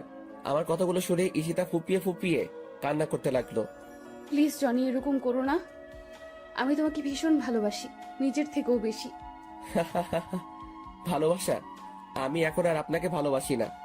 আমার মতো ছোট লোক কাউকে ভালোবাসতে পারে না। অর্পা মেয়েটাকে চিনেন? আমি ওকেই ভালোবাসি। ও আপনার মতো নিষ্ঠুর না, অনেক ভালো মেয়ে অর্পা। আর আপনার না বয়ফ্রেন্ড আছে, তাহলে আমার কাছে কেন ভালোবাসা চাইতে আসলেন? আপনার বয়ফ্রেন্ডের কাছে যান। আগে তো আপনি বলতেন আমি যেন এই বাড়ি ছেড়ে চলে যাই। এখন আর আপনাকে বলা লাগবে না, আমি নিজে থেকেই চলে যাব যদি কখনো ডিস্টার্ব করেন। আমি আর তোমাকে ডিস্টার্ব করব না, তবু তুমি আমাকে ছেড়ে যেও না।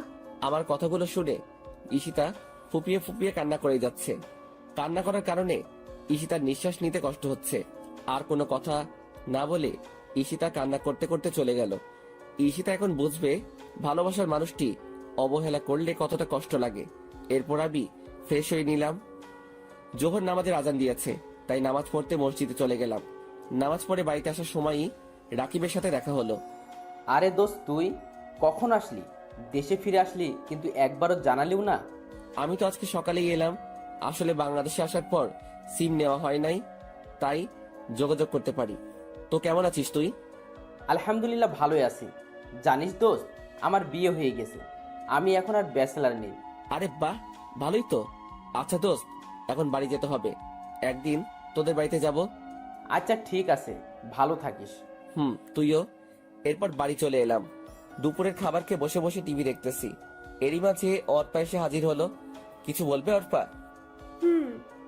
আসলে আমরা না একা একা ভালো লাগছে না, চলো না আমরা একটু ঘুরে আসি।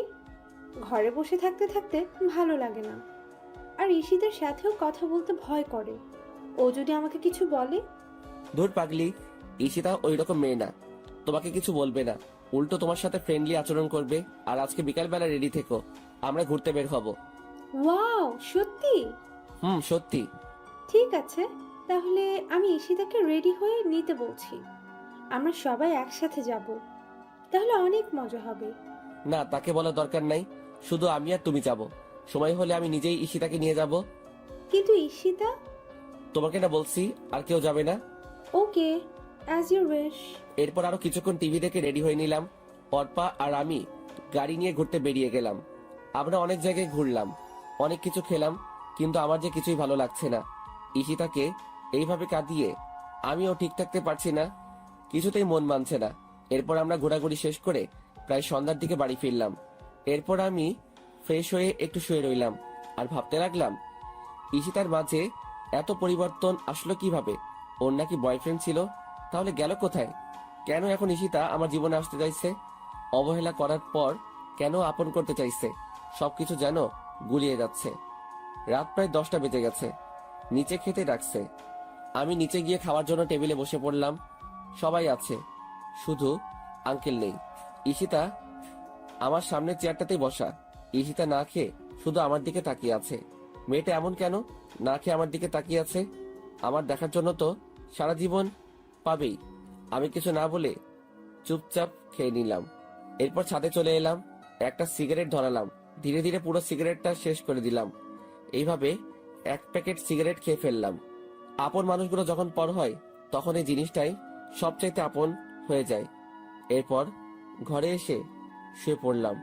ভোরবেলা ঘুম থেকে উঠে ফ্রেশ হয়ে নামাজ পড়তে চলে গেলাম। নামাজ শেষে বাড়িতে চলে এলাম। অনেকদিন সূর্যোদয়টা দেখা হয় না, তাই ছাদে এলাম। পূব আকাশে হালকা আলো চিকচিক করছে, বয়ে যাচ্ছে মৃদু বাতাস, আর রয়েছে চারিদিকে পাখিদের কিচিরমিচির আওয়াজ। সব মিলিয়ে একটা মনোমুগ্ধকর পরিবেশ। ভালোই উপভোগ করছি। হঠাৎ পিছনে কারো উপস্থিতি টের পেলাম। পিছনে তাকিয়ে দেখি আর কেউ নয়, ঈশিতা আমার পিছনে দাঁড়িয়েছিল। আমি ওর থেকে মুখ ফিরিয়ে নিলাম। আগের ন্যায় সামনের দিকে তাকিয়ে রইলাম। ঈশিতা কিছু বলবে মনে হচ্ছে, কিন্তু কিছু না বলে আবার কিভাবে চলে গেল। আমিও আর কিছু না বলে নিচে চলে এলাম। এরপর আন্টি ডাক দিলেন নাস্তা করার জন্য। আমি নিচে চলে গেলাম। আঙ্কেল দেখি উপস্থিত আছেন, হয়তো রাতে বাড়ি ফিরলেন। আমি আঙ্কেলের পাশে গিয়ে দাঁড়ালাম। আঙ্কেল হাতের খবরের কাগজটা রেখে আমাকে জড়িয়ে ধরলেন আর কান্না করতে লাগলেন। আমার এই ভুবনে আব্বু আম্মু নেই, কিন্তু আঙ্কেল আন্টি এখন আমার আব্বু আম্মু। আমিও আঙ্কেলকে জড়িয়ে ধরে কান্না করতে লাগলাম। ওনারা না থাকলে হয়তো আমাকে একটা অস্তিত্বহীন জীবন যাপন করতে হতো। এইভাবে চলে আসলি? আমাদেরকে তো অন্তত একবার জানাতে পারতে। ভাবলাম সারপ্রাইজ দিব। কেমন হলো সারপ্রাইজটা? অনেক ভালো। এই কি অবস্থা হয়েছে তোর? কেন এমন করিস নিজের সাথে? অন্তত আমাদের কথা ভেবে না হয় শরীরের যত্ন নে। নিজের কথা তো কখনো ভাবিস না। তুই না থাকলে যে আমরা ভালো থাকতে পারি না, কেন বুঝিস না তুই? তোর বাবা মা তোকে আমাদের কাছে আমানত রেখে গেছে। তোর কিছু হলে ওরা যে কষ্ট পাবে জানিস। আমি কখনো তোর আব্বুকে কষ্ট থাকতে দিতে চাই না। সব সময় হাসি খুশি দেখতে চাইতাম। আঙ্কেল, এখন থেকে তোমার সব কথা মেনে চলবো। এখন সবাই নাস্তা করতে বসো, আর তোর সাথে যেই মেয়েটা এসেছে ওকে ডেকে নিয়ে আয়। আমরা সবাই একসাথে নাস্তা করব। আমি গিয়ে অর্পাকে নিয়ে আসলাম। ঈশিতা আগে থেকেই হাজির আছে। অর্পাকে আঙ্কেলের সাথে পরিচয় করিয়ে দিলাম। তারপর সবাই মিলে নাস্তা করতে লাগলাম। আঙ্কেল, আমি আজকে থেকে অফিসে যেতে চাই। এত তাড়াতাড়ি কেন? কয়েকটা দিন রেস্ট নে। এমনিতে অনেক দিন পর এসেছিস, সবার সাথে একটু সময় কাটা। না আঙ্কেল, বাড়িতে বসে থাকতে ভালো লাগে না। আচ্ছা বাবা, তুই যা ভালো বুঝিস কর। Thank you uncle. রুমে এসে অফিসে যাওয়ার জন্য রেডি হচ্ছি। ওই সময় অর্পা আমার রুমে এসে হাজির। কিছু বলবে নাকি? আসলে আমার না একা একা বাড়িতে ভালো লাগবে না, যদি তোমার সাথে নিয়ে যেতে। আচ্ছা, সমস্যা নাই, তুমি গিয়ে তৈরি হয়ে নাও, আমরা খুব তাড়াতাড়ি বের হব। ঠিক আছে। অর্পা চলে গেল আর আমি আবার তৈরি হতে ব্যস্ত আছি। এরপর তৈরি হয়ে গাড়িতে অর্পার জন্য অপেক্ষা করতেছি। এরপর অর্পা আসলো, আমি গাড়ি চালাতে শুরু করলাম। এরপর আমরা চলে এলাম অফিসে। আমি গিয়ে বসের কেবিনে বসলাম। অর্পাকে আমার সাথে নিয়ে আসলাম।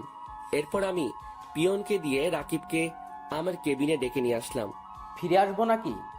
দোস্ত আয়, আর তোর অনুমতি লাগবে না, যখন ইচ্ছা তখন আসতে পারবি।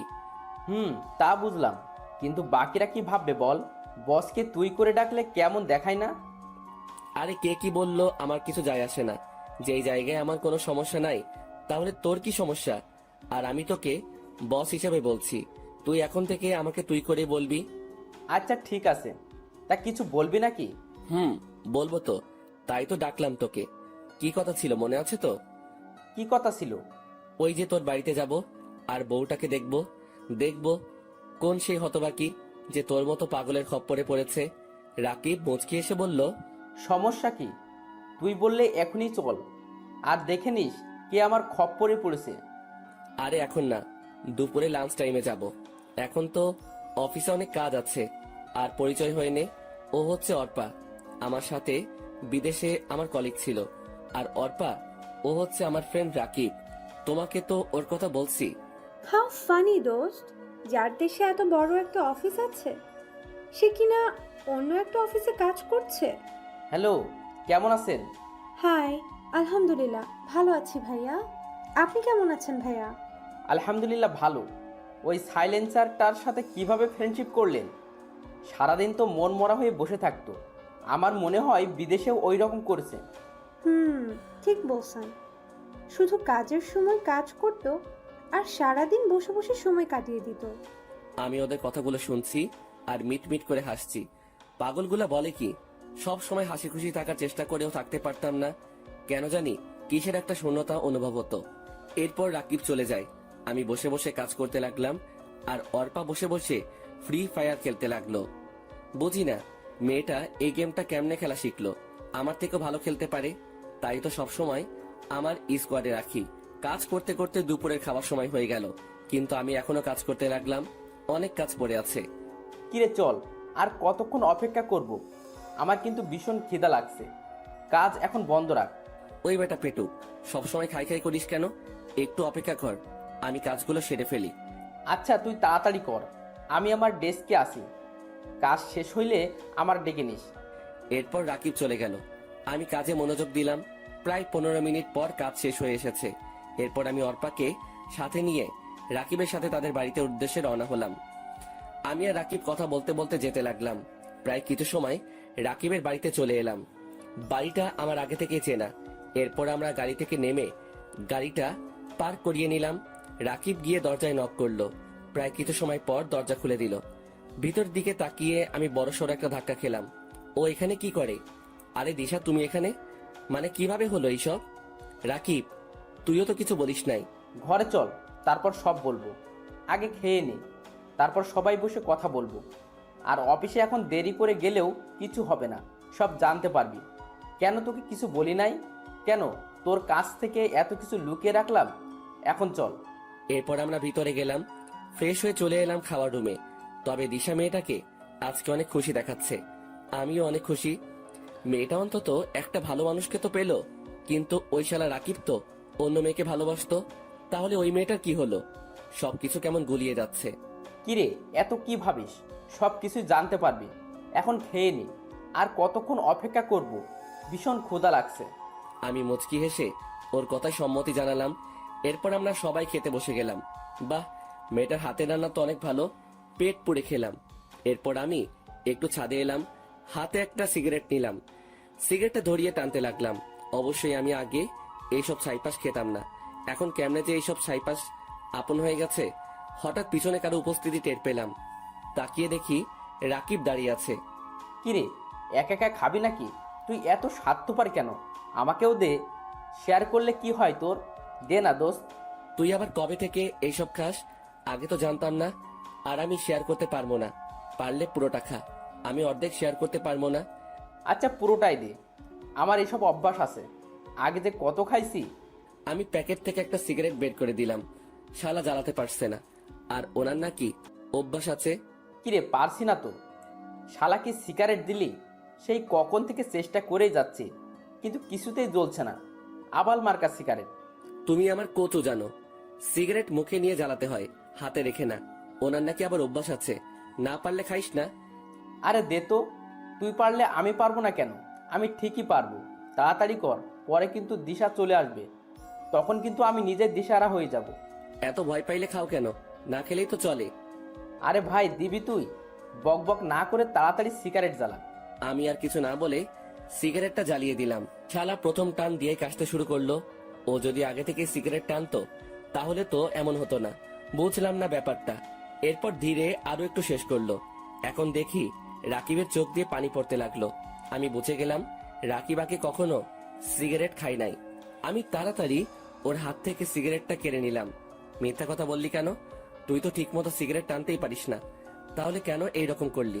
দেখ তো তোর চোখ কি রকম লাল হয়ে গেছে। আর খেতে হবে না সিগারেট, তোর পরে ক্ষতি হবে। আমার ক্ষতি হলে তোর ক্ষতি হবে না। তুই কেন এইসব খাস? আমাকে সিগারেটটা ফিরিয়ে দে বলে দিলাম। না, দিব না। এখন নিতে যা, আমি আসতেছি। এই কথা বলে আমি আবার সিগারেটটা টানতে শুরু করলাম। রাকিব এসে আমাকে জড়িয়ে ধরে কান্না করে দিল। বুঝলাম না ছেলেটার কাহিনী। প্রথমত সিগারেট খেতে না পেরেও মিথ্যা বলে আমার থেকে সিগারেট নিল, এখন আবার কান্না করতে লাগলো। কিরে, কান্না করিস কেন? কান্না থামা বেটা। কি হয়েছে বল আমাকে। দিশার সাথে ঝগড়া করলো নাকি? চল আমার সাথে, আজকে দিশার খবর আছে। এত বড় সাহস, আমার বন্ধুর সাথে ঝগড়া করে? চল তুই আমার সাথে। দিশা নয়, আমার এই কান্নার কারণ তুই। মানে আমি কি করলাম? কোনো ভুল করলাম নাকি? বল তাহলে, আমি ভুলটা শুধরানোর চেষ্টা করব। তবু তুই কান্না করিস না দোস্ত। অনেক বড় ভুল করছিস। তোকে নিয়ে আমার অনেক চিন্তা হয়, কখন জানি কি হয়ে যায়। তোকে আমার একটা কথা রাখতে হবে, আমার কসম দিয়ে বললাম। আরে চিন্তা করিস কেন, বলবি তো, আর আমি তোর সব কথা রাখবো। শুধু কি করতে হবে বল। তুই সিগারেট খাওয়া ছেড়ে দে দোস্ত। তোকে হারাতে চাই না আমি। যখন এই শহরে আমার কেউ ছিল না, তখন তুই আমার পাশে ছিলি, নিজের ভাইয়ের মতো আমার সাথে চলতি। আমি চাই না তোর কিছু হোক। আমি দিশার চাইতে তোকে বেশি ভালোবাসি দোস্ত। দিশা গেলে ওর মতো আরও অনেক মেয়ে পাবো, কিন্তু তোর মতো বন্ধু পাবো না। আর আমি দিশাকে ভালোবাসি না যে তাও না, আমি দিশাকে অনেক ভালোবাসি, কিন্তু তোর থেকে কম। আর আমি কখনো সিগারেট খাই নাই। সিগারেট ধোয়া আমার নাকে লাগলেই চোখ লাল হয়ে যায়, এরপর চুলকাতে শুরু করে। ভীষণ ভয় পাই সিগারেটের গন্ধটাকে। প্লিজ দোস্ত, এসব খাওয়া ছেড়ে দে। আমি চাই না তোর কিছু হোক, তোকে হারাতে চাই না। আরে পাগল, তুই এত ইমোশনাল কেন? এখন থেকে তোকে কথা দিলাম, আর কখনো এইসব খাবো না। এখন কান্না থামা বেটা, মেয়েদের মতো কান্না করতে হবে। আর আমি কোথাও যাব না তোকে ছেড়ে। তবে বাসর ঘর হলে ভিন্ন কথা। আমার কথা শুনে রাকিব আওয়াজ করে হেসে দিল। আমি রাকিবকে হাসানোর জন্যই এই কথা বলেছি।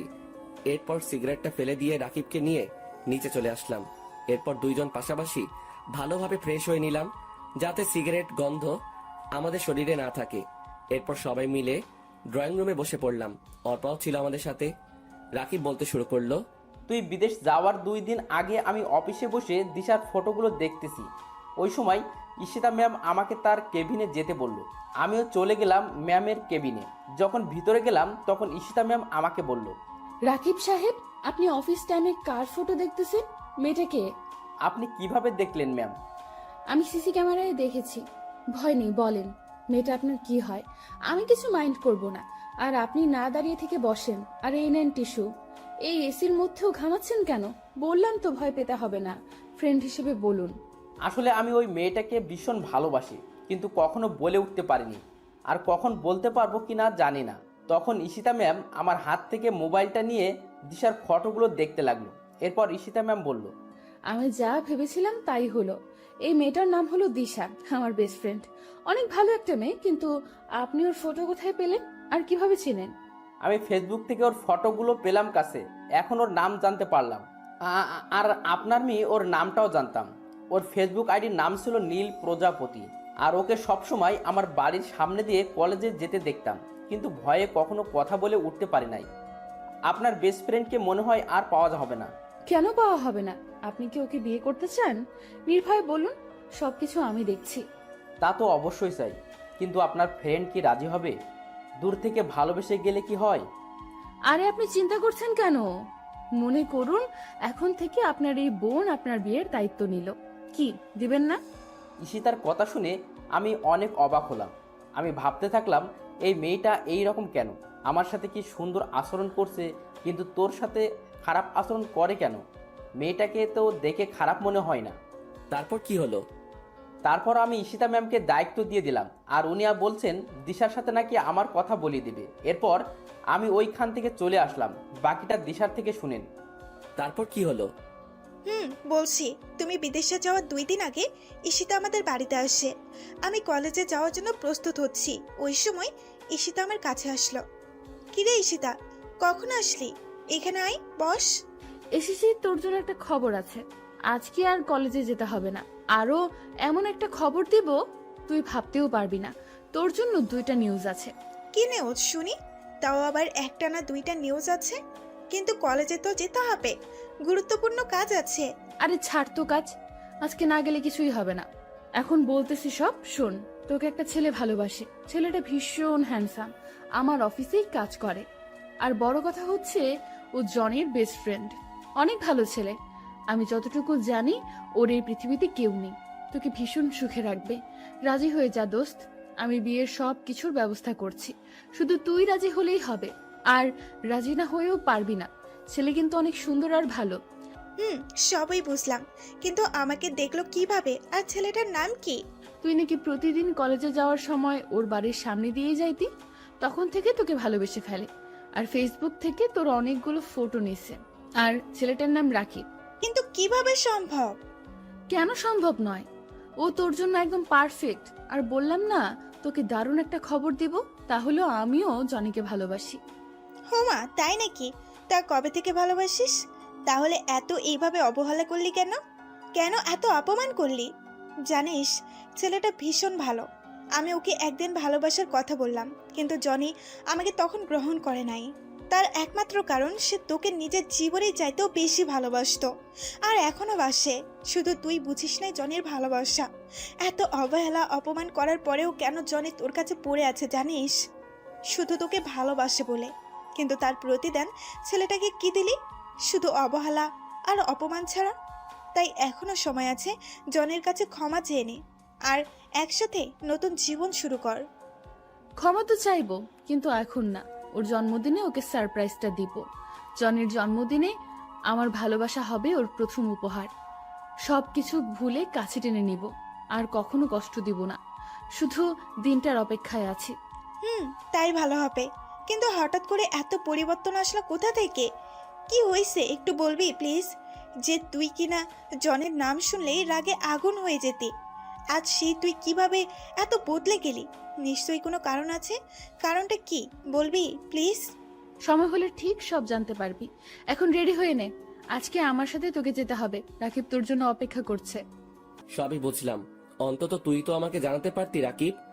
আমি যদি জানতাম তাহলে সত্যি সব কিছু জানাতাম। আমি তো জানতাম না যে তুই দিশাকে চিনিস, আর তোমাদের এই রকম একটা সম্পর্ক ছিল তাও জানতাম। আর বড় কথা, তুই তো ঈশিতাকে কিছু না বলে চলে গেলি বিদেশে, একবারও জানানো দরকার মনে করলি না। কিন্তু আমি একটা বিষয় বুঝতেই পারছি না, ঈশিতার এত পরিবর্তন হলো কেন? এর পিছনে কোনো কাহিনী আছে? আচ্ছা দোস্ত, তাহলে এখন উঠি, অনেক সময় হয়ে গেছে। ঠিক আছে, আমি কালকে অফিস যেতে পারবো না। দিশার সাথে একটু সময় কাটাতে চাই। প্লিজ দোস্ত, শুধু কালকের জন্য ছুটি চাই। শুধু কালকে না, তোকে 1 সপ্তাহ ছুটি দিলাম, যত পারিস সময় কাটা। তবে ছুটি শেষে চলে আসিস। দিশার খেয়াল রাখিস, কখনো কষ্ট দিস না। আর দিশা আমার বন্ধুটা কিন্তু সাদাসিধে আর ইমোশনাল, তাই কখনো ওকে অবহেলা বা ইগনোর করিও না। আর তুমি আমাকে ক্ষমা করে দিও জনি। জানি আমার এই অপরাধের ক্ষমা নেই। ঈশিতাকে আর কষ্ট না দিয়ে কাছে টেনে নাও। অনেক কষ্ট আছে মেয়েটা। তুমি তো জানো, প্রিয় মানুষটির দেওয়া অবহেলা মৃত্যুর সমান। যদি বেশি ইগনোর করো ঈশিতাকে, তাহলে জীবনে তাকে হারিয়ে ফেলতে পারো। আরে ক্ষমার কি আছে? আমি তো চাইতাম তোমার জীবনে এমন কেউ আসুক যে সবসময় তোমাকে ভালোবাসবে, সুখে রাখবে। আর দেখো, পেয়ে গেলে বিশ্বস্ত মানুষটাকে। আর রাকিবও পেয়ে গেল তার ভালোবাসার মানুষটিকে। আর আমাদের বাড়ি আবার আসবে, কিন্তু পরের বার যেন ঈশিতাকে সাথেই দেখি। মুচকি এসে বললাম, দেখবে। তাহলে এখন আসি। এরপর অর্পাকে নিয়ে চলে এলাম বাড়িতে। তবে আজকে আমি ভীষণ খুশি। ঈশিতা আমাকে আরো 4 বছর আগে থেকে ভালোবাসতো, কিন্তু এত তাড়াতাড়ি ঈশিতাকে কাছে টেনে নিলে হবে না। ওকে ভালোভাবে বুঝতে হবে আপনজনের অবহেলা সহ্য করা কতটা যন্ত্রণাদায়ক। এরপর আমি ফোন করে বলে দিলাম অফিস যেন আজকে 4টায় ছুটি দিয়ে দেয়। ভালো লাগছে না, তাই রুমে বসে আছি। হঠাৎ কোথায় থেকে ঈশিতা আমার রুমে এসে হাজির। আপনি এখানে কেন? চলে যান আমার রুম থেকে। আপনাকে দেখলে আমার শরীরটা জ্বালা করে, অসহ্য লাগে আপনাকে। কি চান এখানে? এইভাবে কথা বলছো কেন? আমি তো তোমার বউ। মাফ করে দাও না প্লিজ আমাকে। কখনো তোমাকে কষ্ট দেব না, প্লিজ। ভীষণ ভালোবাসি তোমায়। তোমাকে ছাড়া আমার একটা দিনও ভাবা কষ্টকর। তোমাকে যে হৃদয়ের গোপন কুঠিরেতে বেঁধে ফেলেছি। যদি দূরে যেতে চাও, তাহলে আমার কলিজা ছিঁড়ে যেতে হবে। তখন হয়তো আমি একটা জীবন্ত লাশ হয়ে যাব। মাফ করব, তাও আবার আপনাকে? অসম্ভব, কখনো আমি আপনাকে মাফ করব না। আর কি বললেন, ভালোবাসেন আমাকে? ভীষণ হাসি পাচ্ছে আপনার কথা শুনে। হঠাৎ কোথায় থেকে এত ভালোবাসার উৎপত্তি ঘটলো? আমি একদিন একজনকে ভীষণ ভালোবাসতাম, তাকেও যত্ন করে রেখেছিলাম হৃদয়ের গোপন কুঠুরিতে। কিন্তু কি পেলাম তার কাছ থেকে? দিন শেষে অবহেলা আর অপমান হলো আমার পথ চলার সাথী। আর আমিও এখন জীবন্ত লাশ হয়ে জীবনযাপন করতেছি। তাই কাউকে আর জীবনের সাথে মিশাতে পারবো না। ভালোবাসা সবার জীবনে একবারই আসে, আমারও ছিল, কিন্তু তা আজকে লাশ হয়ে গেল। আমার হাতটা ধরে ঈশিতা বলল, প্লিজ আমাকে ক্ষমা করে দাও। আমি আসলে বুঝতে পারি নাই, ভীষণ ভালোবাসি তোমাকে। আমি আমার ভুল বুঝতে পেরেছি, তোমার সাথে খারাপ ব্যবহার করা ঠিক হয়নি। এখন যদি আমাকে ক্ষমা না করো তাহলে আমাকে চিরতরে হারাবে। তুমি আমাকে ছেড়ে কয়েক বছর দূরে ছিলে, আমি কিন্তু চিরতরের জন্য দূরে চলে যাব, এমন দূরে যেখানে গেলে কেউ আর কখনো ফিরতে পারে না। আমার হাতটা ছাড়ুন। যখন খারাপ ব্যবহার করেছেন তখন বোঝার কথা ছিল, এখন না। আরে কোথায় যাবেন? চিরতরের জন্য দূরে? তো চলে যান না, কি আটকে রেখেছে? আমার হাত ছাড়ুন। না, আমি তোমার হাত ছাড়বো না। আগে বলো ভালোবাসি। আপনাকে বলছি হাত ছাড়তে। হাত ছাড়ুন, না হয় আমি কিছু একটা করে ফেলবো। যত কিছুই হোক আমি তোমার হাত ছাড়বো না। ছাড়বেন না তো? বললাম তো ছাড়বো না। আমি জোর করে হাতটা ছাড়িয়ে নিয়ে ঠাস ঠাস করে ঈশিতাকে 2টা থাপ্পড় মারলাম। ঈশিতা হয়তো আমার থেকে এইরকম কিছু আশা করে নাই। ওই, তোর সমস্যা কি? আমি তোর মতো মেয়েকে ভালোবাসি না, আমি অর্পাকে ভালোবাসি। আর আগে তুই আমাকে এই বাড়ি ছেড়ে চলে যেতে বলতি না, কিন্তু এখন তুই যদি যাস আমি এই বাড়িতে থাকি তবু থাকবো না। এখন দূর হ আমার সামনে থেকে। আমার সামনে আসার চেষ্টা করবি না, তখন কিন্তু আরো খারাপ হবে তোর সাথে। যত সব নষ্ট মেয়ে কোথাকার। আমার কথা শুনে মেয়েটা আর এখানে দাঁড়াতে পারলো না, কান্না করতে করতে চলে গেল। এখন আমার নিজেরই কান্না আসতে লাগলো। মেয়েটাকে এইভাবে মারাটা ঠিক হয় নাই। থাপ্পড়টা অনেকটা জোরেই লেগেছে, ঠোঁট কেটে রক্ত বের হতে লাগলো মেয়েটার। কথাগুলো ভাবতেই কান্না চলে এলো। আমি কান্না করতে লাগলাম। সরি ঈশিতা, তোমাকে এইভাবে কষ্ট দিতে চাই নাই, কিন্তু আমারও যে কিছু করার নাই। ভালোবাসার মায়াজালে বন্দি আমি, নিজেকে নিজেই বলতে লাগলাম। তবে মেয়েটার শেষ কথাটা আমাকে বেশি ভাবাচ্ছে। ওকে চিরতরের জন্য হারাতে হবে। তবে কি মেয়েটা ওর নিজের কোনো ক্ষতি করবে না তো? না, এই মেয়েটাকে চোখে চোখে রাখতে হবে, কোনো ক্ষতি হতে দেওয়া যাবে না। আর কোনো কিছু না ভেবে একটু ঘুমাতে চেষ্টা করলাম, ঘুম কিছুতেই আসছে না। কি জানি মেয়েটা কি করতেছে। আমি শোয়া থেকে উঠে ধীরে ধীরে ঈশিতার রুমের দিকে এগোতে লাগলাম। দরজার কাছে এসে ভিতরে তাকিয়ে দেখি মেয়েটা শুয়ে আছে। একটু কাছে গিয়ে মোবাইলের ফ্ল্যাশ লাইটটা জ্বালিয়ে দেখি মেয়েটার চোখ দুটো ফুলে আছে। ওকে দেখেই বুকের ভিতরটায় ঝড় শুরু হয়ে গেল। মনে হয় অনেক কান্না করেছে। মোবাইলের লাইটের আলো চোখে পড়াতে ঈশিতার ঘুমটা ভেঙে গেল। আমাকে দেখেই এক প্রকার জড়িয়ে ধরল। আমি কিছুক্ষণ সময় চুপ করে রইলাম। এরপর বললাম, আমাকে ছাড়েন, এইভাবে জড়িয়ে রেখেছেন কেন? জড়িয়ে ধরে রেখে ঈশিতা বলতে লাগলো, না, ছাড়বো না। ছেড়ে দিলেই আমাকে ছেড়ে অনেক দূরে চলে যাবে, আমি তা কখনো হতে দিব না। ভীষণ ভালোবাসি তোমায়। যদি কখনো দূরে চলে যাও তাহলে আমি সত্যিই মরে যাব। জানো, আজকে তোমার থাপ্পড় দেওয়াতে কষ্ট পাই নাই, কষ্ট পাইছি তোমার কথাগুলোতে। প্লিজ আমাকে মাফ করে দাও, কখনো তোমাকে ভুলতে পারবো না। আর যদি দূরে চলে যাও তাহলে আগে আমাকে শেষ করে দাও, তারপর চলে যাও। সবকিছু ভুলে আমাকে কাছে টেনে নাও। আচ্ছা যাব না, এখন ঘুমাও, শুভরাত্রি। তারপর আমিও ঈশিতার কাছ থেকে নিজেকে ছাড়িয়ে নিয়ে চলে আসলাম। আমার রুমে এসে শুয়ে পড়লাম। ঘুম থেকে উঠে আমি চমকে গেলাম। ঈশিতা আমাকে জড়িয়ে ধরে শুয়ে আছে। মেয়েটার দিকে তাকিয়ে দেখি ঠোঁটের কোণায় এখনো রক্তের দাগ লেগে আছে, আর গালে আছে 5 আঙ্গুলের দাগ। মেয়েটা আজকে ভীষণ মায়াবী লাগছে। অন্যরকম একটা মায়া কাজ করছে ওর মুখে। ওর মায়া ভরা মুখটা আমাকে ওর দিকে টানছে। তবু নিজেকে সামলিয়ে নিয়ে ঈশিতাকে ডাকতে লাগলাম, ঈশিতা, এই ঈশিতা, উঠো, এখানে কেন আসলে? আরে আমাকে ছাড়ো, অনেক বেলা হয়েছে, তাড়াতাড়ি উঠে পড়ো। ঈশিতা উঠে দেখে ও আমার বুকে মাথা দিয়ে শুয়ে আছে। আমাকে দেখে ভীষণ লজ্জা পেল ঈশিতা। আর আমার মুখে তুমি ডাকটা শুনে ঈশিতা অনেকটা বিস্মিত হলো। এরপর আমাকে ছেড়ে ঈশিতা দৌড়ে চলে গেল। এরপর আমি ফ্রেশ হয়ে নাস্তা করতে চলে গেলাম। নিচে ঈশিতা আর অর্পা 2 জন বসে গল্প করছে। আমি গিয়ে তাদের সাথে বসে পড়লাম আড্ডাতে।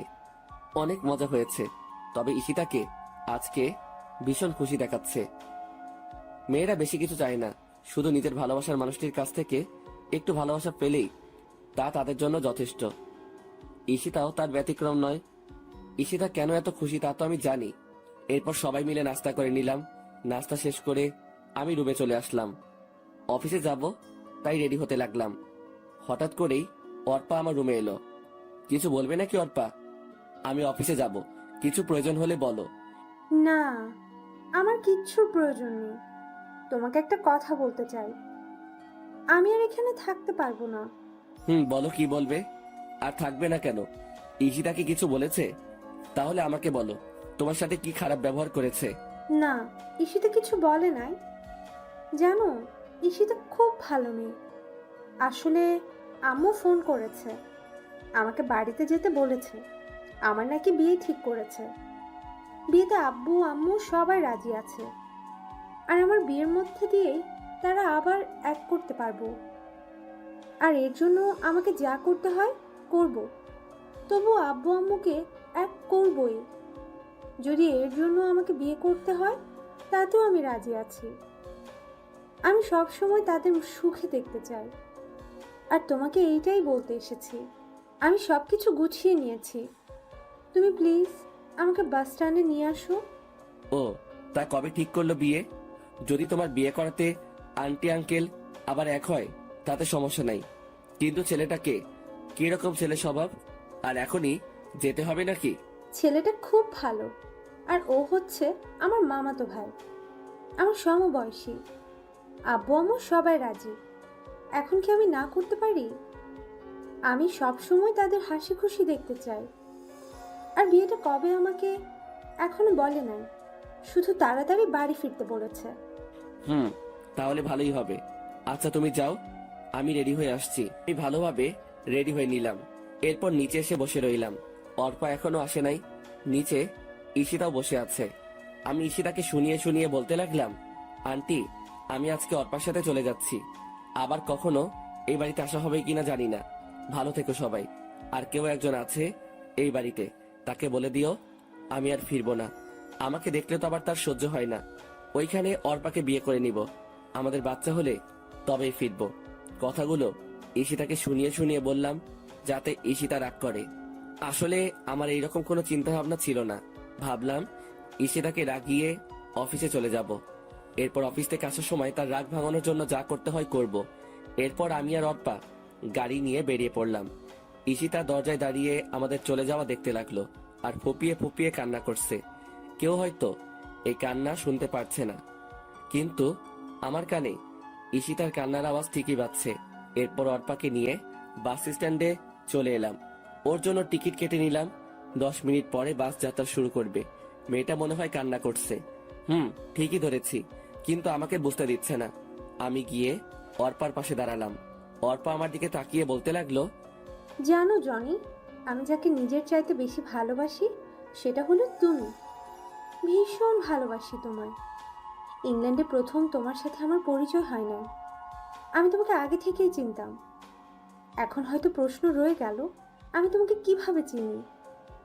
ফেসবুকে আমার একজন প্রিয় রাইটার ছিল, অনেক ভালোবাসতাম তার গল্পগুলোকে। কিন্তু হঠাৎ ওই আইডি থেকে গল্প আসা বন্ধ হয়ে যায়। আইডিটা কে ও আর খুঁজে পাই নাই। অনেকদিন ফেসবুকে শুধু ওই আইডিটা খুঁজেছি। এভাবে একটা বছর পার হয়ে গেল। এরপর তুমি আমার সাথে ইংল্যান্ডে জব নাও। এরপর আমরা ভালো বন্ধু হয়ে উঠি। তো একদিন তোমার মোবাইলে একটা ফোন এসেছিল। তুমি তখন বসের কেবিনে ছিলে। আমি ফোনটা রিসিভ করার আগেই কেটে যাই। তো আমি তোমার মোবাইলে ফেসবুক দেখতে পেলাম। ভাবলাম তোমার সাথে অ্যাড হয়ে নেই। যখন তোমার মোবাইল থেকে ফেসবুকে ঢুকলাম তখন কিছু সময়ের জন্য নিশ্চুপ হয়ে গেলাম, কারণ এতগুলো দিন ধরে যে আইডিটা খুঁজেছি ওটা তোমার আইডি ছিল। জানো, ভীষণ ভালোবাসতাম তোমায়, কিন্তু তুমি এখন অন্য কারো। সব কিছু তো আর চাইলেই পাওয়া যায় না। আচ্ছা, তোমার কাছে শেষ একটা জিনিস চাইবো, দিবে? কিছুক্ষণ চুপ থেকে বললাম, বলো কি চাই তোমার? আমার সাথে থাকলে অবশ্যই দিব। আমার জন্য না হয় নতুন করে গল্প লেখা শুরু করো। তোমার পাশে থাকতে পারবো না জানি, তবে তোমার গল্পগুলো আমার কাছে স্মৃতি হিসেবে রয়ে যাবে। প্লিজ জনি, আমার শেষ ইচ্ছেটা পূর্ণ করো। আবার লিখবো গল্প, শুধু আমার বন্ধুটার জন্যই নতুন করে সবকিছু শুরু। তোমাকে ভীষণ মিস করবো অর্পা। আর কান্না করছো কেন? আমি তো সবসময় তোমার পাশেই আছি, বন্ধু হিসেবে নিয়তি চাইলে আবার দেখা হবে আমাদের। আর আমার সাথে যোগাযোগ রাখবা কিন্তু। জামাইকে পেয়ে আমাকে আবার ভুলে যেও না। আমার কথাগুলো শুনে আবেগের বশে আমাকে জড়িয়ে ধরলো অর্পা, আর কান্নার গতি আরো বাড়িয়ে দিল। আর আশেপাশে সবাই আমাদেরকে দেখতে লাগলো। এই অর্পা, কি করছো? সবাই দেখছে তো, এখন ছাড়ো আমাকে। সবাই কি ভাববে? আমি আর তুমি বিষয়টা স্বাভাবিকভাবে নিলেও অন্যরা কিন্তু স্বাভাবিকভাবে নিবে না। আর তোমার বাস চলে এসেছে। আমাকে ছেড়ে দিয়ে মেয়েটা কান্না করতে করতে বাসে উঠে গেল এবং এমন সময় তার নিয়মে চলতে শুরু করলো। তার সাথে অর্পাও আমার থেকে দূরে সরে যেতে লাগলো। চোখের নিমিষে অনেক দূরে চলে গেল একজন প্রিয় মানুষ। শুধু ভালোবাসার মানুষই প্রিয় না, কিছু কিছু বন্ধু থাকে তার থেকে বেশি প্রিয়। আমি একটা দীর্ঘশ্বাস ফেলে ওইখান থেকে অফিসে চলে আসলাম। অফিসে কিছুতেই মন বসছে না। রাকিবও ছুটিতে আছে। রাকিব থাকলে মজা করা যেত। এইদিকে ঈশিতাকে তো রাগিয়ে চলে এলাম। মেয়েটা এখন কি করছে কে জানে। কোনো মতে দিনটা অফিসে কাটিয়ে দিলাম। সন্ধ্যার সময় বাড়ি ফেরার পথে ঈশিতার জন্য একগুচ্ছ গোলাপ ফুল আর অনেকগুলো ডেইরি মিল্ক নিলাম। গোলাপ আর চকলেট ঈশিতার অনেক প্রিয়, তাই রাগ ভাঙানোর জন্য এইগুলো নিয়ে নিলাম। এরপর আমি বাসায় চলে এলাম, কিন্তু অবাক করার বিষয় পুরো বাড়ি অন্ধকার। তাই আমি ধীরে ধীরে বাড়িতে ঢুকলাম। এরপর ঘরের বাতিগুলো চালু করলাম। কি ব্যাপার, বাড়িতে কাউকে দেখতে পাচ্ছি না। কোথায় গেল সবাই? আন্টি আঙ্কেলের রুমে গিয়ে তারা নেই, তাই আমি ঈশিতার রুমে গেলাম। রুমটা অন্ধকারে ছেয়ে আছে। এই অন্ধকার যেন আমাকে কিছু একটা ইঙ্গিত দিচ্ছে। আমি ঈশিতার রুমের বাতি দিলাম, কিন্তু ঈশিতাকেও দেখতে পাচ্ছি না। আজকে হলোটা কি? সবাই কোথায় গেল? হঠাৎ আমার চোখ গেল ঈশিতার রুমের টেবিলের উপরে রাখা একটা কাগজে। কিছু একটা লেখা আছে মনে হচ্ছে। আমি কাগজটা হাতে নিয়ে পড়া শুরু করলাম। প্রিয় জনি, চিঠিটা যখন পাবে তখন হয়তো আমি চলে যাব অনেক দূরে। এখন আর কেউ তোমার ভালোবাসা পাওয়ার জন্য বসে থাকবে না, কেউ আর তোমাকে ডিস্টার্ব করবে না। একটা কথা কি জানো, কথায় আছে মানুষ দাঁত থাকতে দাঁতের মর্ম বোঝে না। ঠিক তেমনি তুমি থাকতে তোমার ভালোবাসা আমি উপলব্ধি করতে পারি নাই। জানো, যখন তুমি একা বাড়ি ছেড়ে চলে গেছো তখন তেমন কষ্ট পাইনি। কষ্ট পাইছি যখন তুমি আমাকে শুনিয়ে শুনিয়ে অর্পার সাথে চলে যাওয়ার কথা বলছো। জানো, এই দিনটাই আমার জীবনের সবচেয়ে খারাপ দিন ছিল। তোমাকে অবহেলা করতে গিয়ে কখন যে ভালোবেসে ফেলেছি নিজের অজান্তে, তা ঠিক আমি নিজেই জানি না। এখন তুমি হয়তো ভাববে যে মেয়েটা তোমাকে এত অবহেলা আর অপমান করত, সে আবার ভালোবাসে কিভাবে। তাহলে শোনো, তুমি যখন বিদেশ যাবে তার একদিন আগে আমি একটা খবর পাই। হয়তো ভাববে কি এমন খবর। আসলে ওই দিন যে আমি পার্টিতে ড্রিঙ্ক করে মাতাল হয়ে যাওয়াতে যে ছেলেটা আমার দুর্বলতার সুযোগ নিতে চেয়েছিল, তার সাথেই আমার পথে দেখা হয়। মনে আছে তোমার? আমি ঠিক ওই 4 বছর আগের কথা বলছি। তখন আমি ছেলেটার থেকে সব সত্যি জানতে পারি, আর আমার জন্যই তুমি আমার ইচ্ছেটা পূরণ করলে। আসলে আমি খুঁড়ের মধ্যে থাকায় কিছুই বুঝতে পারি নাই। আমি ভাবলাম তুমি আমার সাথে মিথ্যে কথা বলে আমার সবকিছু কেড়ে নিতে চেয়েছো। এরপর যখন তুমি বাড়ি ছেড়ে চলে যাও, ওই দিন তেমন কষ্ট পাইনি, কারণ তখন তুমি কোনো মেয়ের সাথে চলে যাচ্ছ না। কিন্তু আজকে অনেক কষ্ট পাইছি। আজকে তো অর্পার সাথে চলে যাচ্ছ। এখন হয়তো ভাববে এত কথা বলার মানেটা কি। একটা মানে অবশ্যই আছে, আর তা হলো আমি তোমার থেকে চলে যাচ্ছি অনেক দূরে। আমি বিষ খেয়েছি। এই দেখো, একদম কান্না করবে না। অর্পা মেয়েটা খুব ভালো, তোমার ভালো খেয়াল রাখতে পারবে। আমাকে যদি ভালোবেসে থাকো তাহলে কখনো নিজেকে কষ্ট দেবে না। সব সময় হাসি খুশি থাকার চেষ্টা করবে, আব্বু আম্মুর খেয়াল রাখবে আর নিজের প্রতি যত্ন নিবে। ইতি, তোমার ঈশিতা। চিঠিটা পড়ার পর যেন একটা ঘোরের মাঝে ছিলাম। সবকিছু যেন মাথার উপর দিয়ে চলে গেল। চোখ থেকে টপ টপ পানি ঝরতে লাগলো। চোখের পানিগুলো চিঠিতে পড়াতে চিঠিটা ভিজে ছিঁড়ে গেল। আমি বসে পড়লাম খাটে। সবকিছু এখনো জল্পনা, সবকিছু এখনো কল্পনা মনে হচ্ছে। মনে হয় আমি স্বপ্ন দেখছি। কেন এমন করলে ঈশিতা? এতগুলো দিন অপেক্ষা করলে আমার জন্য, আর শুধু আজকের দিনটা অপেক্ষা করলে কি হতো? আসলে তুমি আমাকে কখনো ভালোবাসো নাই। যদি ভালোবাসতে তাহলে আমাকে ছেড়ে যেতে না। আসলে কি জানো ঈশিতা, সত্যিকারের ভালোবাসাগুলো খুবই অসহায়। শুরু হয় যদিও সুখের মাঝে, কিন্তু শেষটা হয় দুঃখের। ভালোবাসি তোমায় ঈশিতা, খুব ভালোবাসি। এইভাবে একা করে না গেলেও পারতে। কতগুলো বলতেছি, এমন সময় মাথাটা ঘুরে উঠলো। চোখ দুটো ঝাপসা হয়ে আসছে। মনে হয় আর কিছুক্ষণ পরই চিরতরে চোখ দুটো বন্ধ হয়ে যাবে। এরপর কি হলো ঠিক মনে নেই। এরপর নিজেকে আবিষ্কার করলাম হাসপাতালে। চোখগুলো ঠিক মতো খুলতে পারছি না। ধীরে ধীরে চোখ খুললাম, কিন্তু কাউকে দেখতে পাচ্ছি না। এরপর একজন ডাক্তার আসলেন। অভিনন্দন। আমি একটু ভ্রু কুঁচকে ডাক্তারের দিকে তাকালাম। ও, আপনি তো জানেন না। অভিনন্দন এই কারণেই দিলাম, আজকে 47 দিন পর গোমা থেকে ফিরে আসলেন। আপনাকে 50 দিনের সময় দেওয়া হয়েছিল। যদি 50 দিন পর গোমা থেকে না ফিরতেন তাহলে আর কখনো ফেরানো হতো না। আপনার ভাগ্য ভালো ছিল আর আল্লাহ তাআলার সহায় ছিলেন। সবই বুঝলাম, কিন্তু আমার বাড়ির সবাই কোথায়? হঠাৎ করে মাথাটা চক্কর দিয়ে উঠলো। পরক্ষণেই আগের সব কথা মনে পড়ে গেল। আচ্ছা ডাক্তার, কেউ আসে নাই আমার খবর নিতে? ছিল তো। আপনার সমবয়সী একজন মেয়ে ছিল, প্রতিদিন আসতো আপনাকে দেখতে, আর ঘন্টার পর ঘন্টা দাঁড়িয়ে থাকতো আপনার বেডের পাশে আর কান্না করতো। আজকে কি সেই মেয়েটা এসেছে? না, এখনো আসে নাই, তবে প্রতিদিন এই সময় আসতো। আজকে কেন দেরি করছে বুঝতে পারছি না। আচ্ছা, এখন আমাকে যেতে হবে। আর হ্যাঁ, আপনার এখন চলাফেরা বারণ, একদম চলাফেরা করার চেষ্টা করবেন না, কারণ আপনি এখনো ঠিক মতো সুস্থ হয়ে ওঠেন নাই। Take care. ধন্যবাদ ডাক্তার। এরপর আমি বেডে শুয়ে রইলাম আর ভাবতে লাগলাম কি থেকে কি হয়ে গেল। কিভাবে নিয়তি আমার সাথে এইভাবে মোড় নিল। নিভে গেছে সব আলো, সব ভালোবাসা। কথাগুলো ভাবতে গিয়ে চোখের পানি জমে গেল। এরপর হঠাৎ কারো উপস্থিতি টের পেলাম। সামনের দিকে তাকাতেই হা করে রইলাম। আমার পৃথিবীতে আবার আলো জ্বলতে শুরু করলো। আমি শুধু চেয়েই আছি। কি হলো মিস্টার, হা করে তাকিয়ে আছেন কেন? ভূত দেখলেন নাকি? তুত